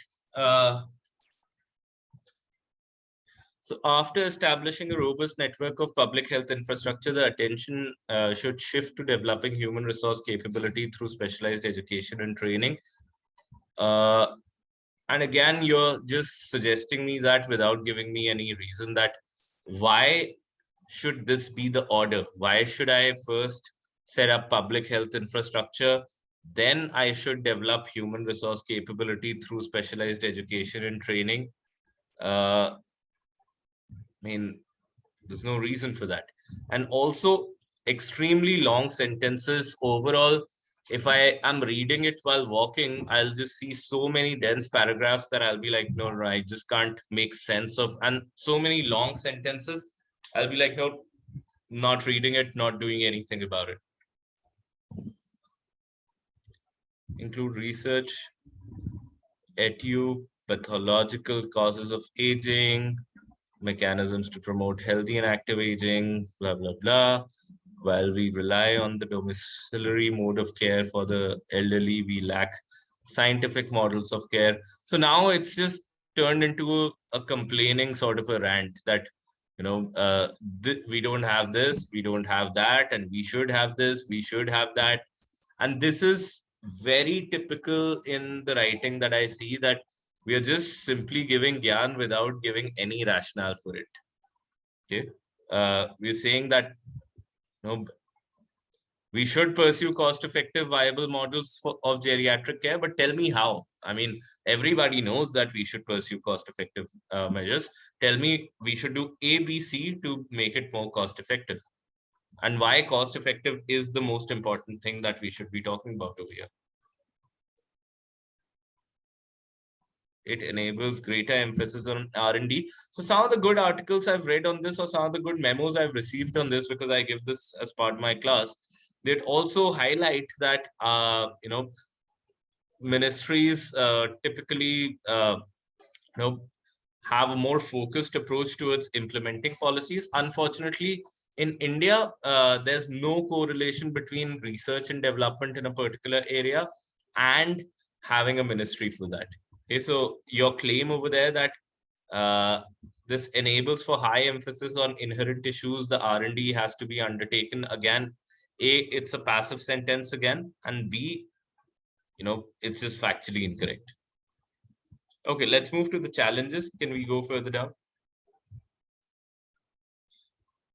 Well, greater emphasis on family care should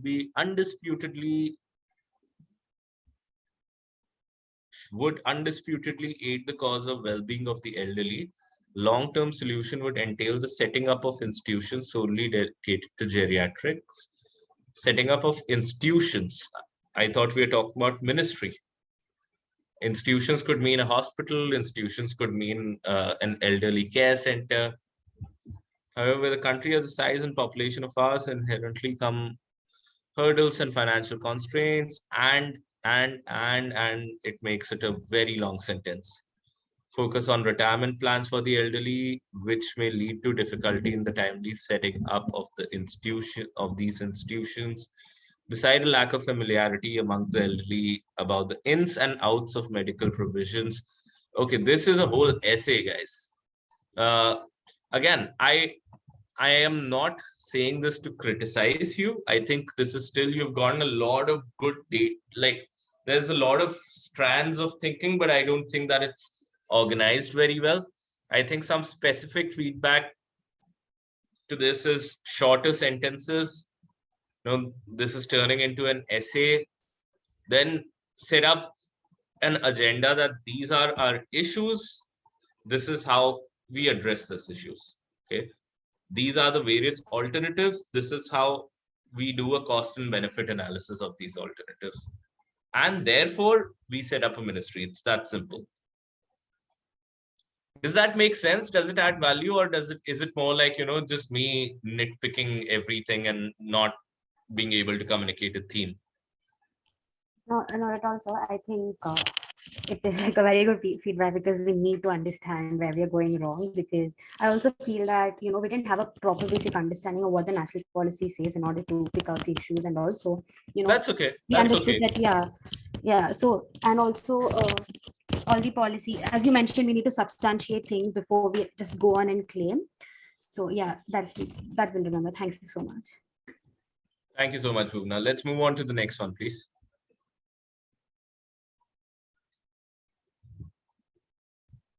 I'll just share my screen. Go ahead. Is it visible? Yeah. Okay. All right. According to the population census, there are important segment of the Indian economy. The government is obliged to ensure the rights of years.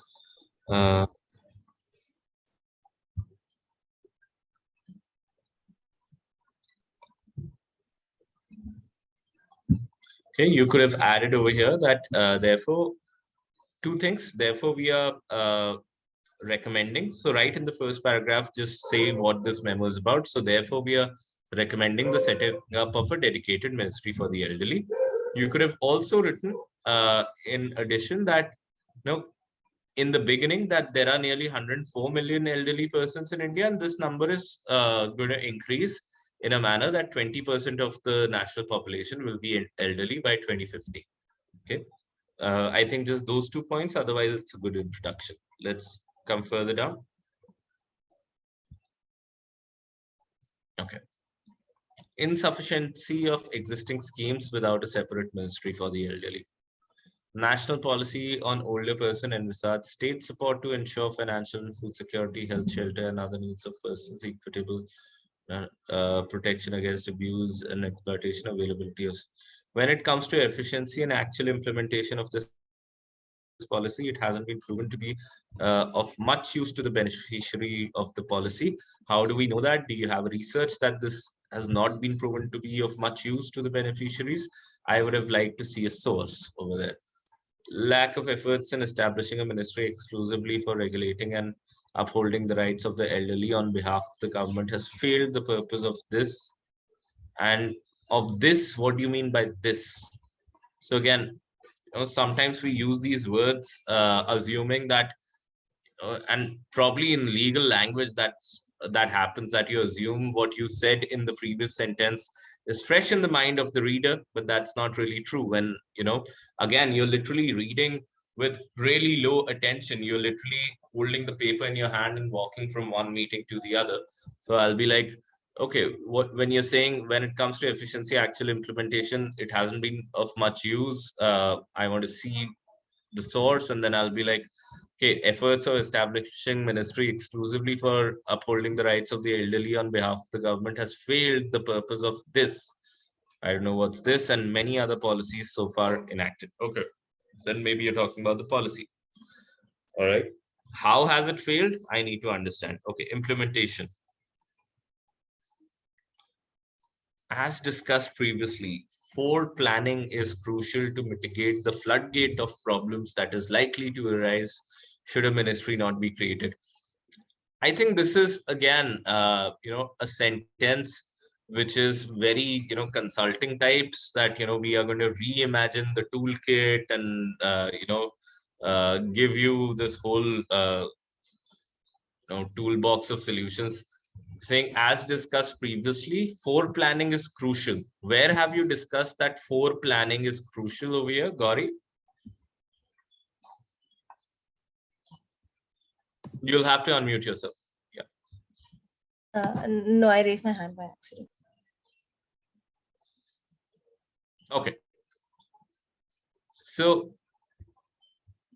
anybody from this team, where have you talked about in a previous section that foreplanning is crucial to mitigate the floodgate of problems that is likely to arise should this ministry not be created? Where is that discussed?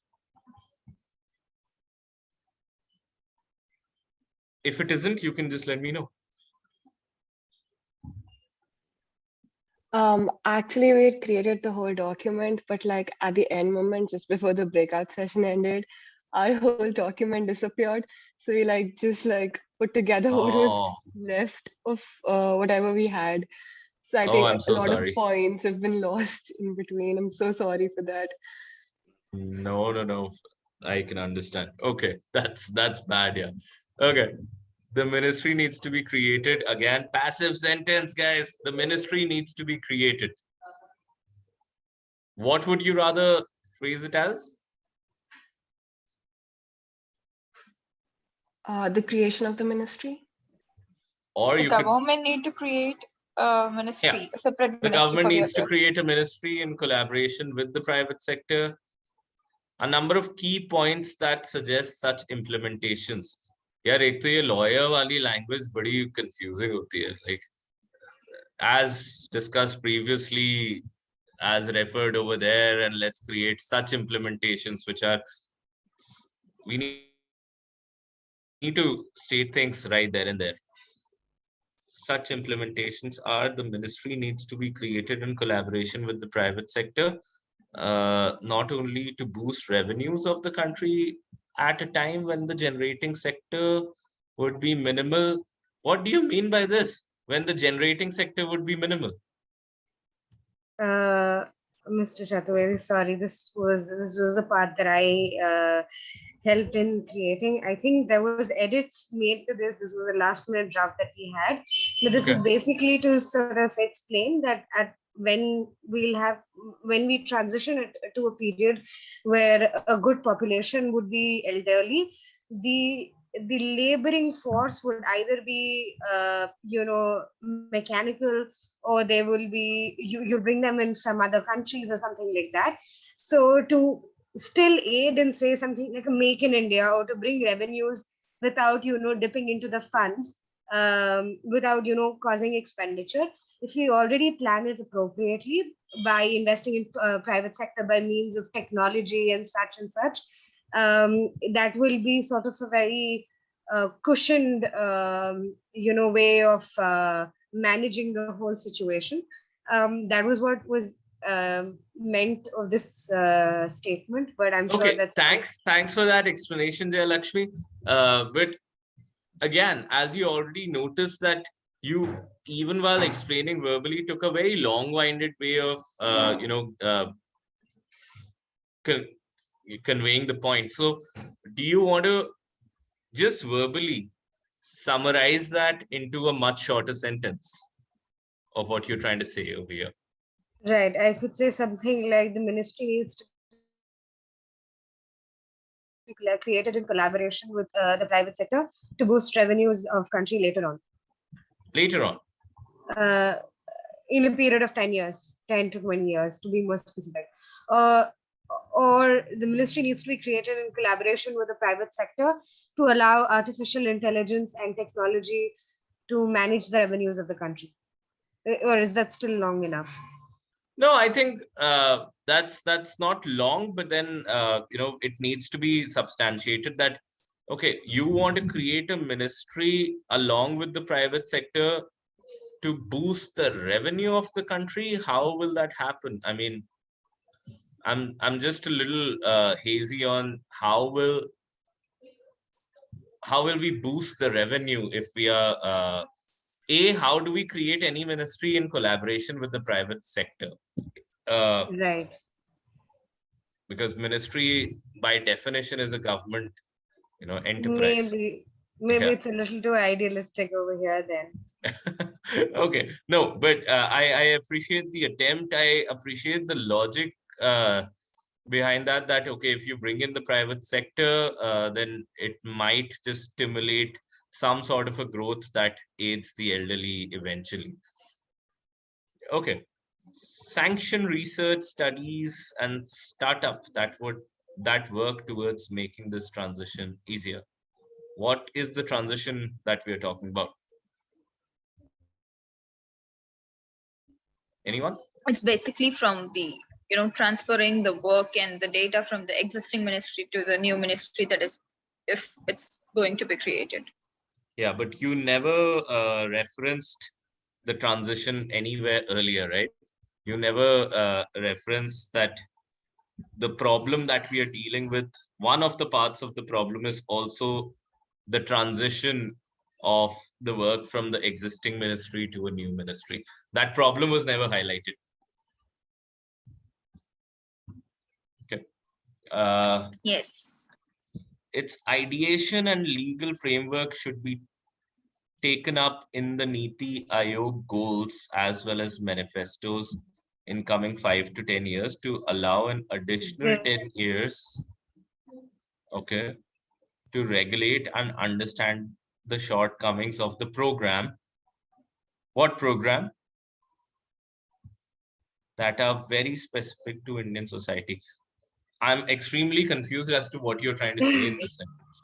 Again, I'm sorry. This was entirely edited out. This was edited out to say something like the ideation and the legal framework needs to be taken up with regards, and specifics were added with regards to speeding up of Stop, legislative. Jayalakshmi. Just tell me in a sentence that you could finish in a breath. Okay, ideation and legal framework, speeding up of the legislative processes. How? Creation of specific legislative acts and smaller bodies. Okay. Okay. All right. That makes sense. That you create certain acts and you create certain bodies in order to accelerate the policies related to this ministry. Is that right? Is that what you were trying to say? Right. Okay. But just a second, before I come to the conclusion, what are these 3 points about? Like, what's the theme of these 3 points, really? The theme of these 3 points were basically, we are coming into consensus that we do require a ministry that needs to specifically handle. So these are the reasons why we should have a ministry? Sorry, sir? Are these 3 reasons why we need a ministry? No, these are not the reasons why we need the ministry. These are how we bring the ministry into a functioning place. Okay. So you're saying, number 1, collaborate with the private sector. Number 2, promote research. And number 3, come up with a legal framework. And those would be fair points. I think all 3 points are relevant points. It's just that the expression of those is a little jumbled up over here. Okay, let's move to the conclusion. Creation of separate ministry of can be formulated under your guidance, support listed about reasons. Where are the reasons? That's what this whole memo should be about. The reasons why we need a new ministry. Why a separate body is required to address this issue. So here's how I would do it. I would probably say that, we need a separate body, which means I need to show that why the current body is not able to do it, why a separate body would be able to do it better. That would be the minimal work that I would want to do. Okay. And get some points out onto those themes. Okay, to address this issue and various proposals that can be implemented to head start this initiation. Head start the initiation. Okay, sounds like a tautological sentence. This will help in utilizing the funds allocated for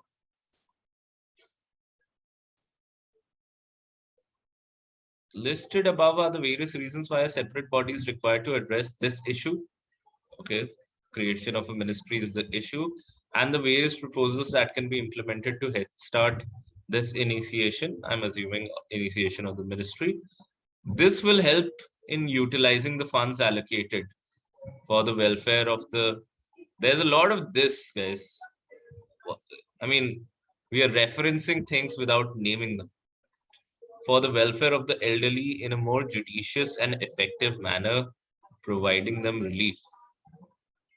Okay. Separate ministry dedicated only for this purpose is the need of the hour to assist the senior citizens of our country. Hence, we propose that the government of India should have a separate ministry for the elderly. Okay.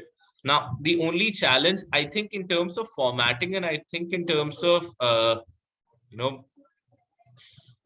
sentence length, this was a lot better than the previous one. But I still think, and that's probably because you lost out much of your material while editing it. I still think that many of the ideas are not as clearly expressed as they could have been.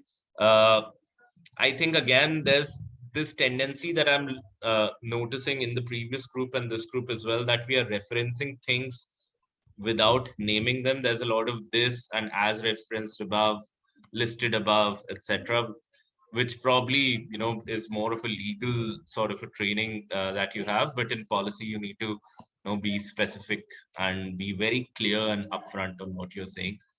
And then again, substantiating your arguments, giving rationale for your claims, very important. Okay, thanks guys. Let's move on to the last one, please. Thank you. So can I share my screen? Go ahead, Amar.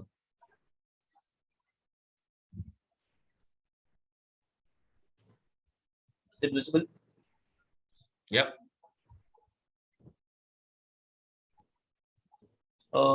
Do let me know if you want me to zoom out or zoom in. Yeah, if you zoom in a little, it might be helpful. Yeah, that's fine. Article 41 of the Indian Constitution directs the states to, within the limits of economic capacity, make effective provisions regarding right to work, right to education. Okay, so unemployed, old, sick. Okay. Article falls under the part 4 of the Constitution that lays down directive principles. These sets of principles not only they present a great vision with. Okay, I think again we are becoming a little cliched over here, aren't we? Where we are saying that, okay, they represent a great vision of what the Indian state aspires to be as envisioned by the Constituent Assembly. You know, we are going into a little bit of a hyperbole. I mean, it's true, but then, you know, you read this every day, these sort of sentences. And I don't think that there's any new need to tutor the Prime Minister on, you know, how great are the directive principles, etc., etc. And you would assume that the Prime Minister already hears and speaks about that 20,000 times a day. Through this provision, the framers of the Constitution place the responsibility of caring for the elderly on the shoulders of the legislatures of the coming years. Okay. I really like how you started it, that this is a constitutional, you know, sort of a duty for the state. And you could have come to the last line in the first paragraph, that you could have just said that it's the responsibility of the state to care for, or the legislatures to care for the elderly as per the Article 41 of the Constitution. Unfortunately, why is T in the and C in current capital? We didn't get time to format it. We're very sorry. No, you don't have to be sorry. I'm just and I have to tell you, I'm typically not that harsh. It's just that when I'm reading and I'm, you know, editing, I'm just speaking out my mind so that you can, you know, get a sneak peek of how a person who's editing would think about this. So the current state of welfare provisions and social security for the elderly in our system are ineffective and inadequate. Now, again, this is a claim that you're making. It's ineffective and inadequate. I would want to see you substantiate that claim. If you're telling the Prime Minister that the current policies are ineffective and inadequate, then tell me how. How are they ineffective really? How are they inadequate? Can you prove your point that they are ineffective and inadequate? So don't just say that this policy is shit. How is it shitty exactly is what I want to know. So I think the sentence after this, like regarding China, Japan. Okay, let's read that. India today has the benefit of a vibrant and energetic youth who form the bulk of the population. I would have loved to see some numbers. However, the experience of China and Japan and many other European nations teach us valuable lessons on the importance of preparedness to deal with the aging population. Okay. How does it prove that our current system is ineffective and inadequate? I agree with, you know, your second sentence. India today has the benefit of a vibrant and energetic youth being the bulk of the population. We know that China and Japan and many European nations were not prepared to deal with the aging population. And therefore, it is So these two sentences I can understand. What I don't understand is that just because India has a lot of population who are young right now, China and Japan and European nations have some valuable lessons to prepare with aging populations. How does that follow from these two sentences that our current system is inadequate and ineffective? Similarly, how does that follow from these two sentences that just because you have some valuable lessons from some countries, just because you have a lot of young population right now, you should create a ministry for the elderly? There are certain linkages which are missing over here. Amok, do you want to comment on that? Yes, sir, I agree with you, because we had to link the fact that the young population would eventually become old. That link is missing. Yeah. So, and I think we also had to include a very tiny snippet on what we mean by experiences of China and Japan and European nations, by including that they have already faced this aging population problem. Okay, that would have helped, but that does not mean that if a country has had an aging population and if that country has been challenged by it, create a ministry. So the objective is to show that we are similarly placed as China or Japan were placed at a point of time when they had a young working population and a lesser senior population. And so you might have been well positioned to say that our recommendation is that to address these challenges which would become which are imminent in India, to address these challenges, we recommend to set up a ministry for the elderly. And then the rest, that'll be an introduction. And then the rest of it is about discussing, why to create a ministry, why is that the best way of solving the problem and not the others? Okay.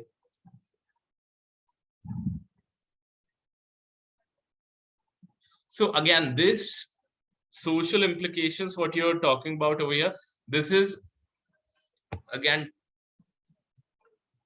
I mean, typically the writing of what I meant when I said that when people who are aspiring for civil services, they write, they are essentially doing this, that when you age, your ability to do daily activity declines, older people tend to move to have more disorders.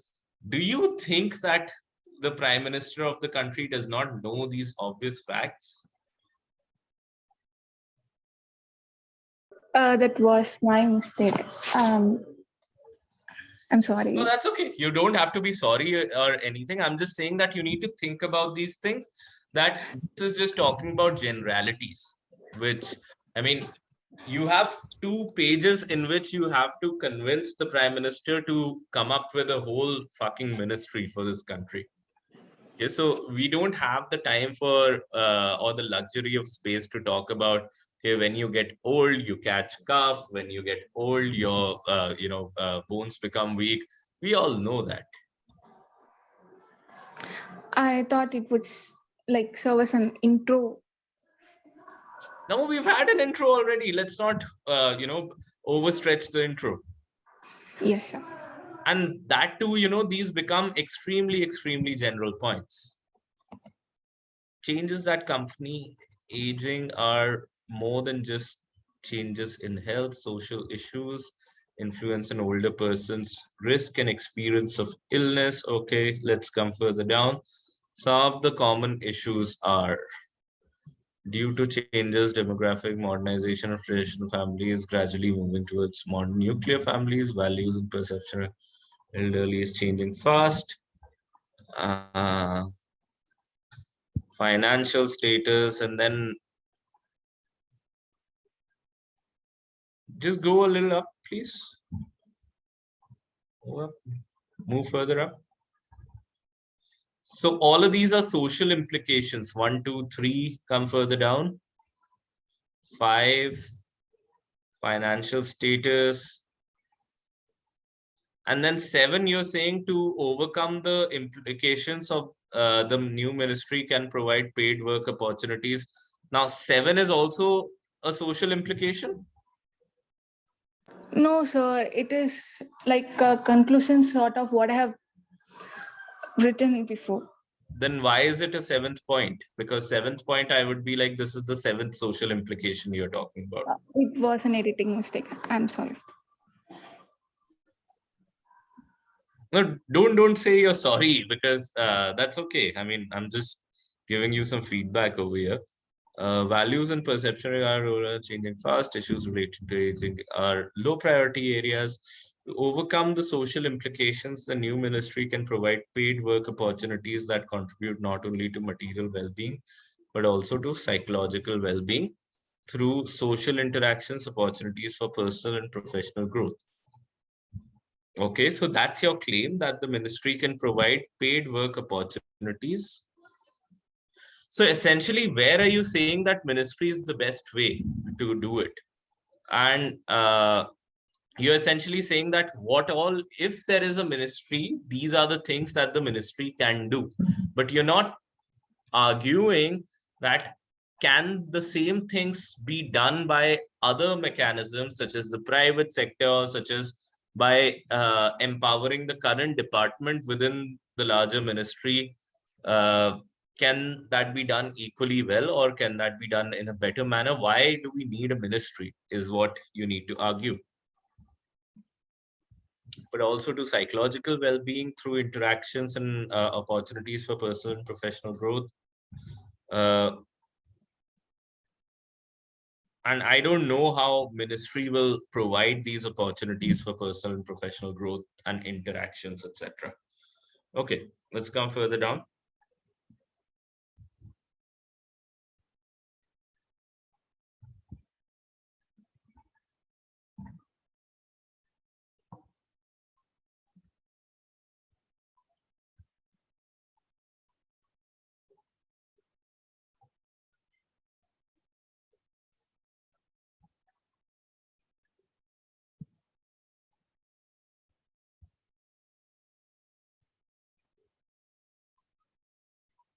Is not the equal to and is less than the number of people entering the working population. Is not equal to the nahi aayega.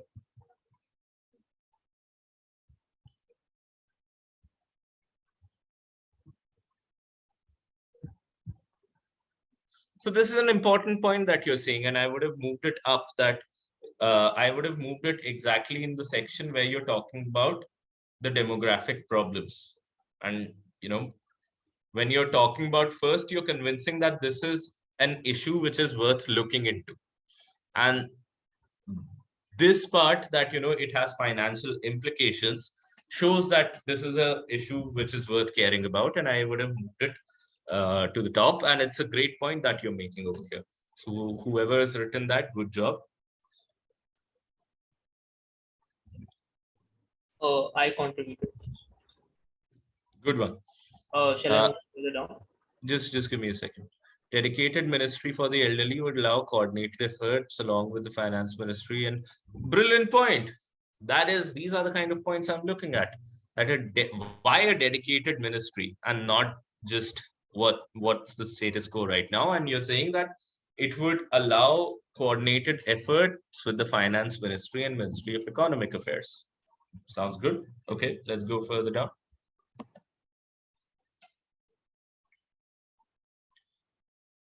In the post-1919 era, has allowed itself. What do you mean by that?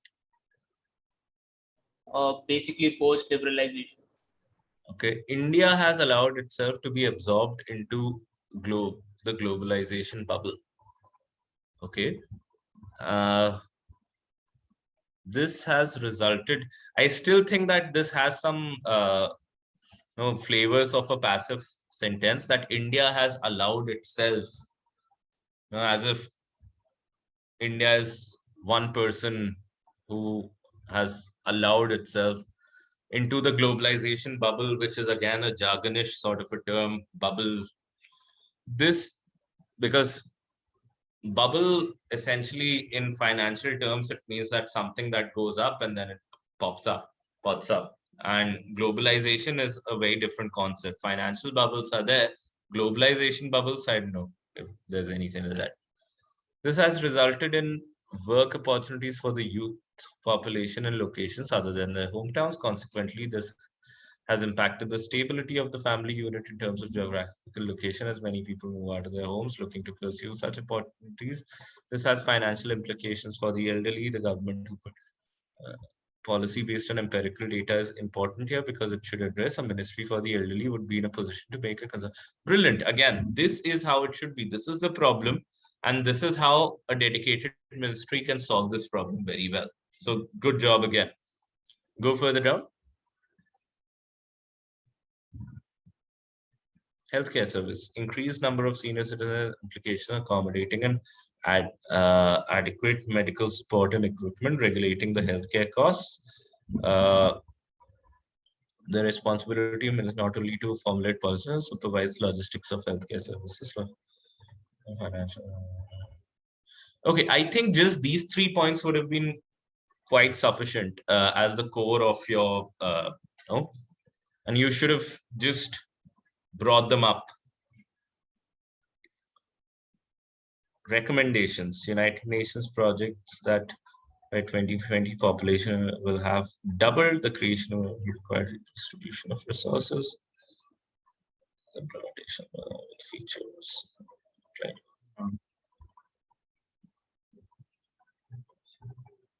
I think that's a fair conclusion.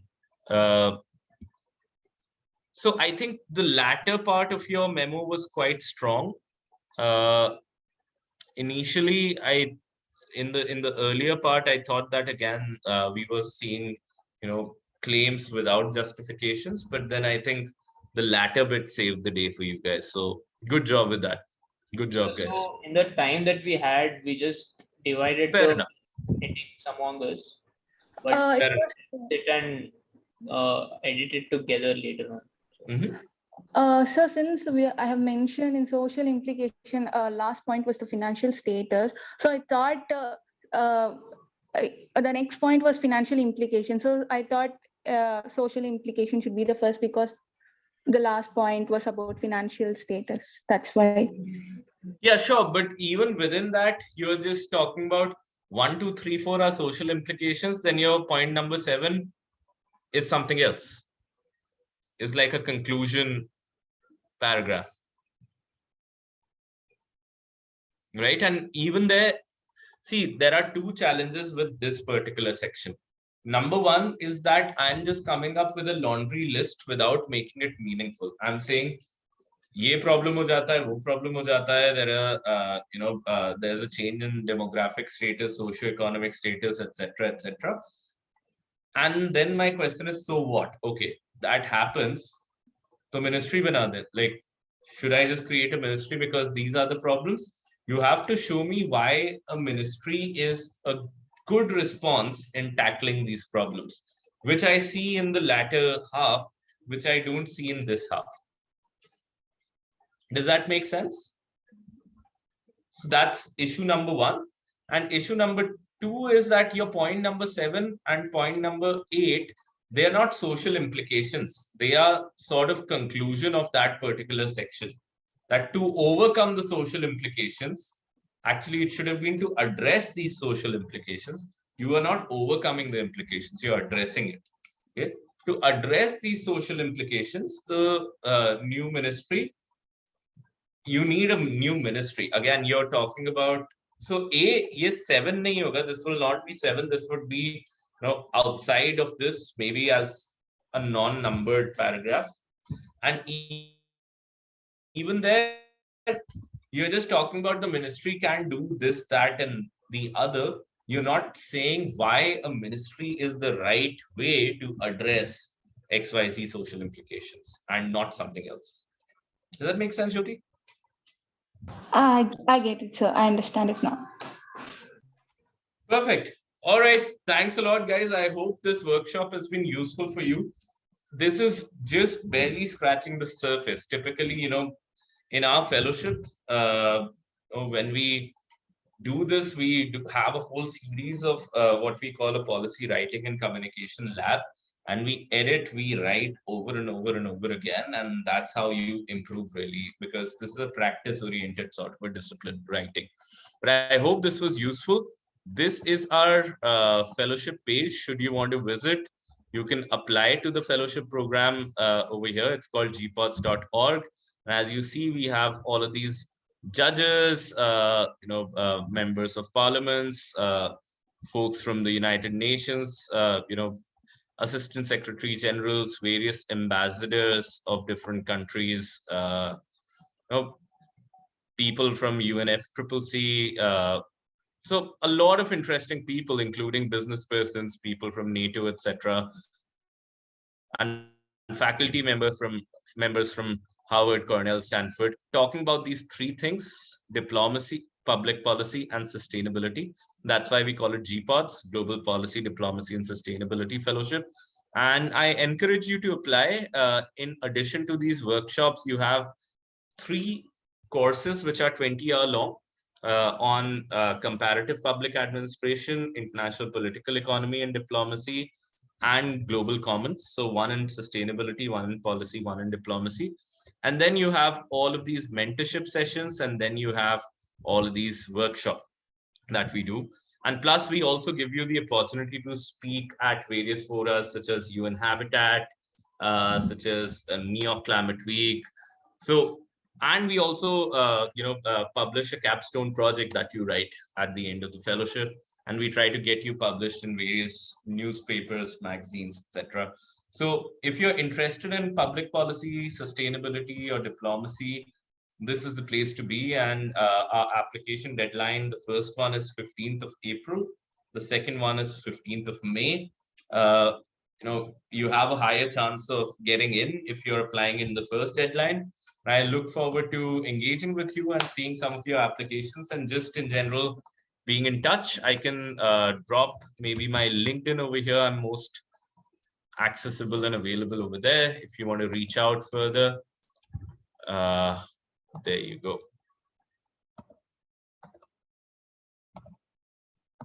Here's my LinkedIn, and thank you so much for spending your time on a Sunday. Hope this was useful. And thanks a lot to the whole of the Jingle team over there. Thanks, Shalini, for your coordination. Thank you so much, Arpit and Shrishti, for taking the time and organizing this. I think we all had a lot to learn. That was great. Thank you. Yeah, I think Amog has something. Amog, do you have something to say? So can you tell us more about the application process, like in terms of what would be looked in an application to be? Sure. So the application process is quite simple. You have to submit your CV. You have to submit a statement of purpose, and the statement of purpose needs to be forward-looking. It doesn't need to be a repetition of your CV. It needs to be, okay, how do you think you can leverage this fellowship in the future? Although you should still talk about your most relevant experiences that have shaped you in your passion for public policy, diplomacy, or sustainability. And a recommendation letter is optional, so you don't really need to submit it. But if you have a recommender, then it helps. But typically, your statement of purpose is the most important document on which the admissions committee would make its decision. You would also have to submit an application fee, which is different from the fellowship fee. So the fellowship fee is about 1 lakh rupees for 3 months. The application fee is somewhere around 1,500 or 2,500 rupees. You get partial scholarships on the fellowship fee. And that depends on the quality of your statement of purpose, really. And what we're looking at is eventually, do you have the sort of a trajectory or the drive that 10 years down the line, we could invite you as a mentor? That's the kind of thing that we are looking at. The idea over here is that after you interact with all of these folks, you become sort of part of the community that, you're doing a project, you can directly reach out to somebody at the UN or get your NGO registered at the UN, or you're fundraising for an organization, the right person to reach out to. Or if you want to intern, or if you want a job with a particular organization, some of the mentors might give you that themselves, or some of the mentors might be able to connect you with the others. And we've had a lot of those things. A lot of times mentors, including myself, have written recommendations for people who want to get into some of the good colleges in the world, because all of our mentors are either graduates or are teaching at some of these really famous universities. So yeah, the idea is that this fellowship becomes a sustained network even after you graduate. So let's say you like a mentor who is coming in a cohort after yours, you can still attend all of the fellowship sessions after you graduate for no extra cost. So in a way, you're part of the community. Once you're a fellow, you're always a fellow, which means once you've graduated, you can still be part of as many lectures, as many of these activities. We are now also collaborating with the US Department of State to develop some simulations. We've done that for the past 2 fellowships. So you then again become part of a even larger community beyond the fellowship as well, where our partner organizations, etc., also give you access to their events, to their resources, etc. So that's the idea behind this. So if you're interested, or if you're applying, then just feel free to reach out to me, and I'd encourage you to apply before April 15th. All right. Okay. Thank you so much, guys. Have a nice Sunday. Bye-bye. Thank you so much, sir. Thank you so much.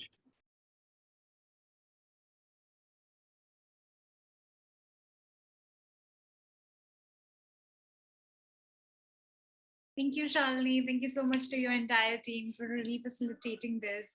And I must confess that it was one of the best sessions that we've had so far, because of the great engagement that we received from your college end. And congratulations on making this possible. We, of course, look forward to strengthening this relationship between us. And thank you so much for also volunteering to just spread the call for application amongst everywhere. In case you have, and I would of course encourage you to stay in touch with me and share with me all the wonderful events that you are partnering with and conducting in the future course, so that you can share it with me, and I would be happy to spread the word in the GPODS community as well. So do keep on sharing all these news with me, so that I can get like some wider audience for you from our end as well.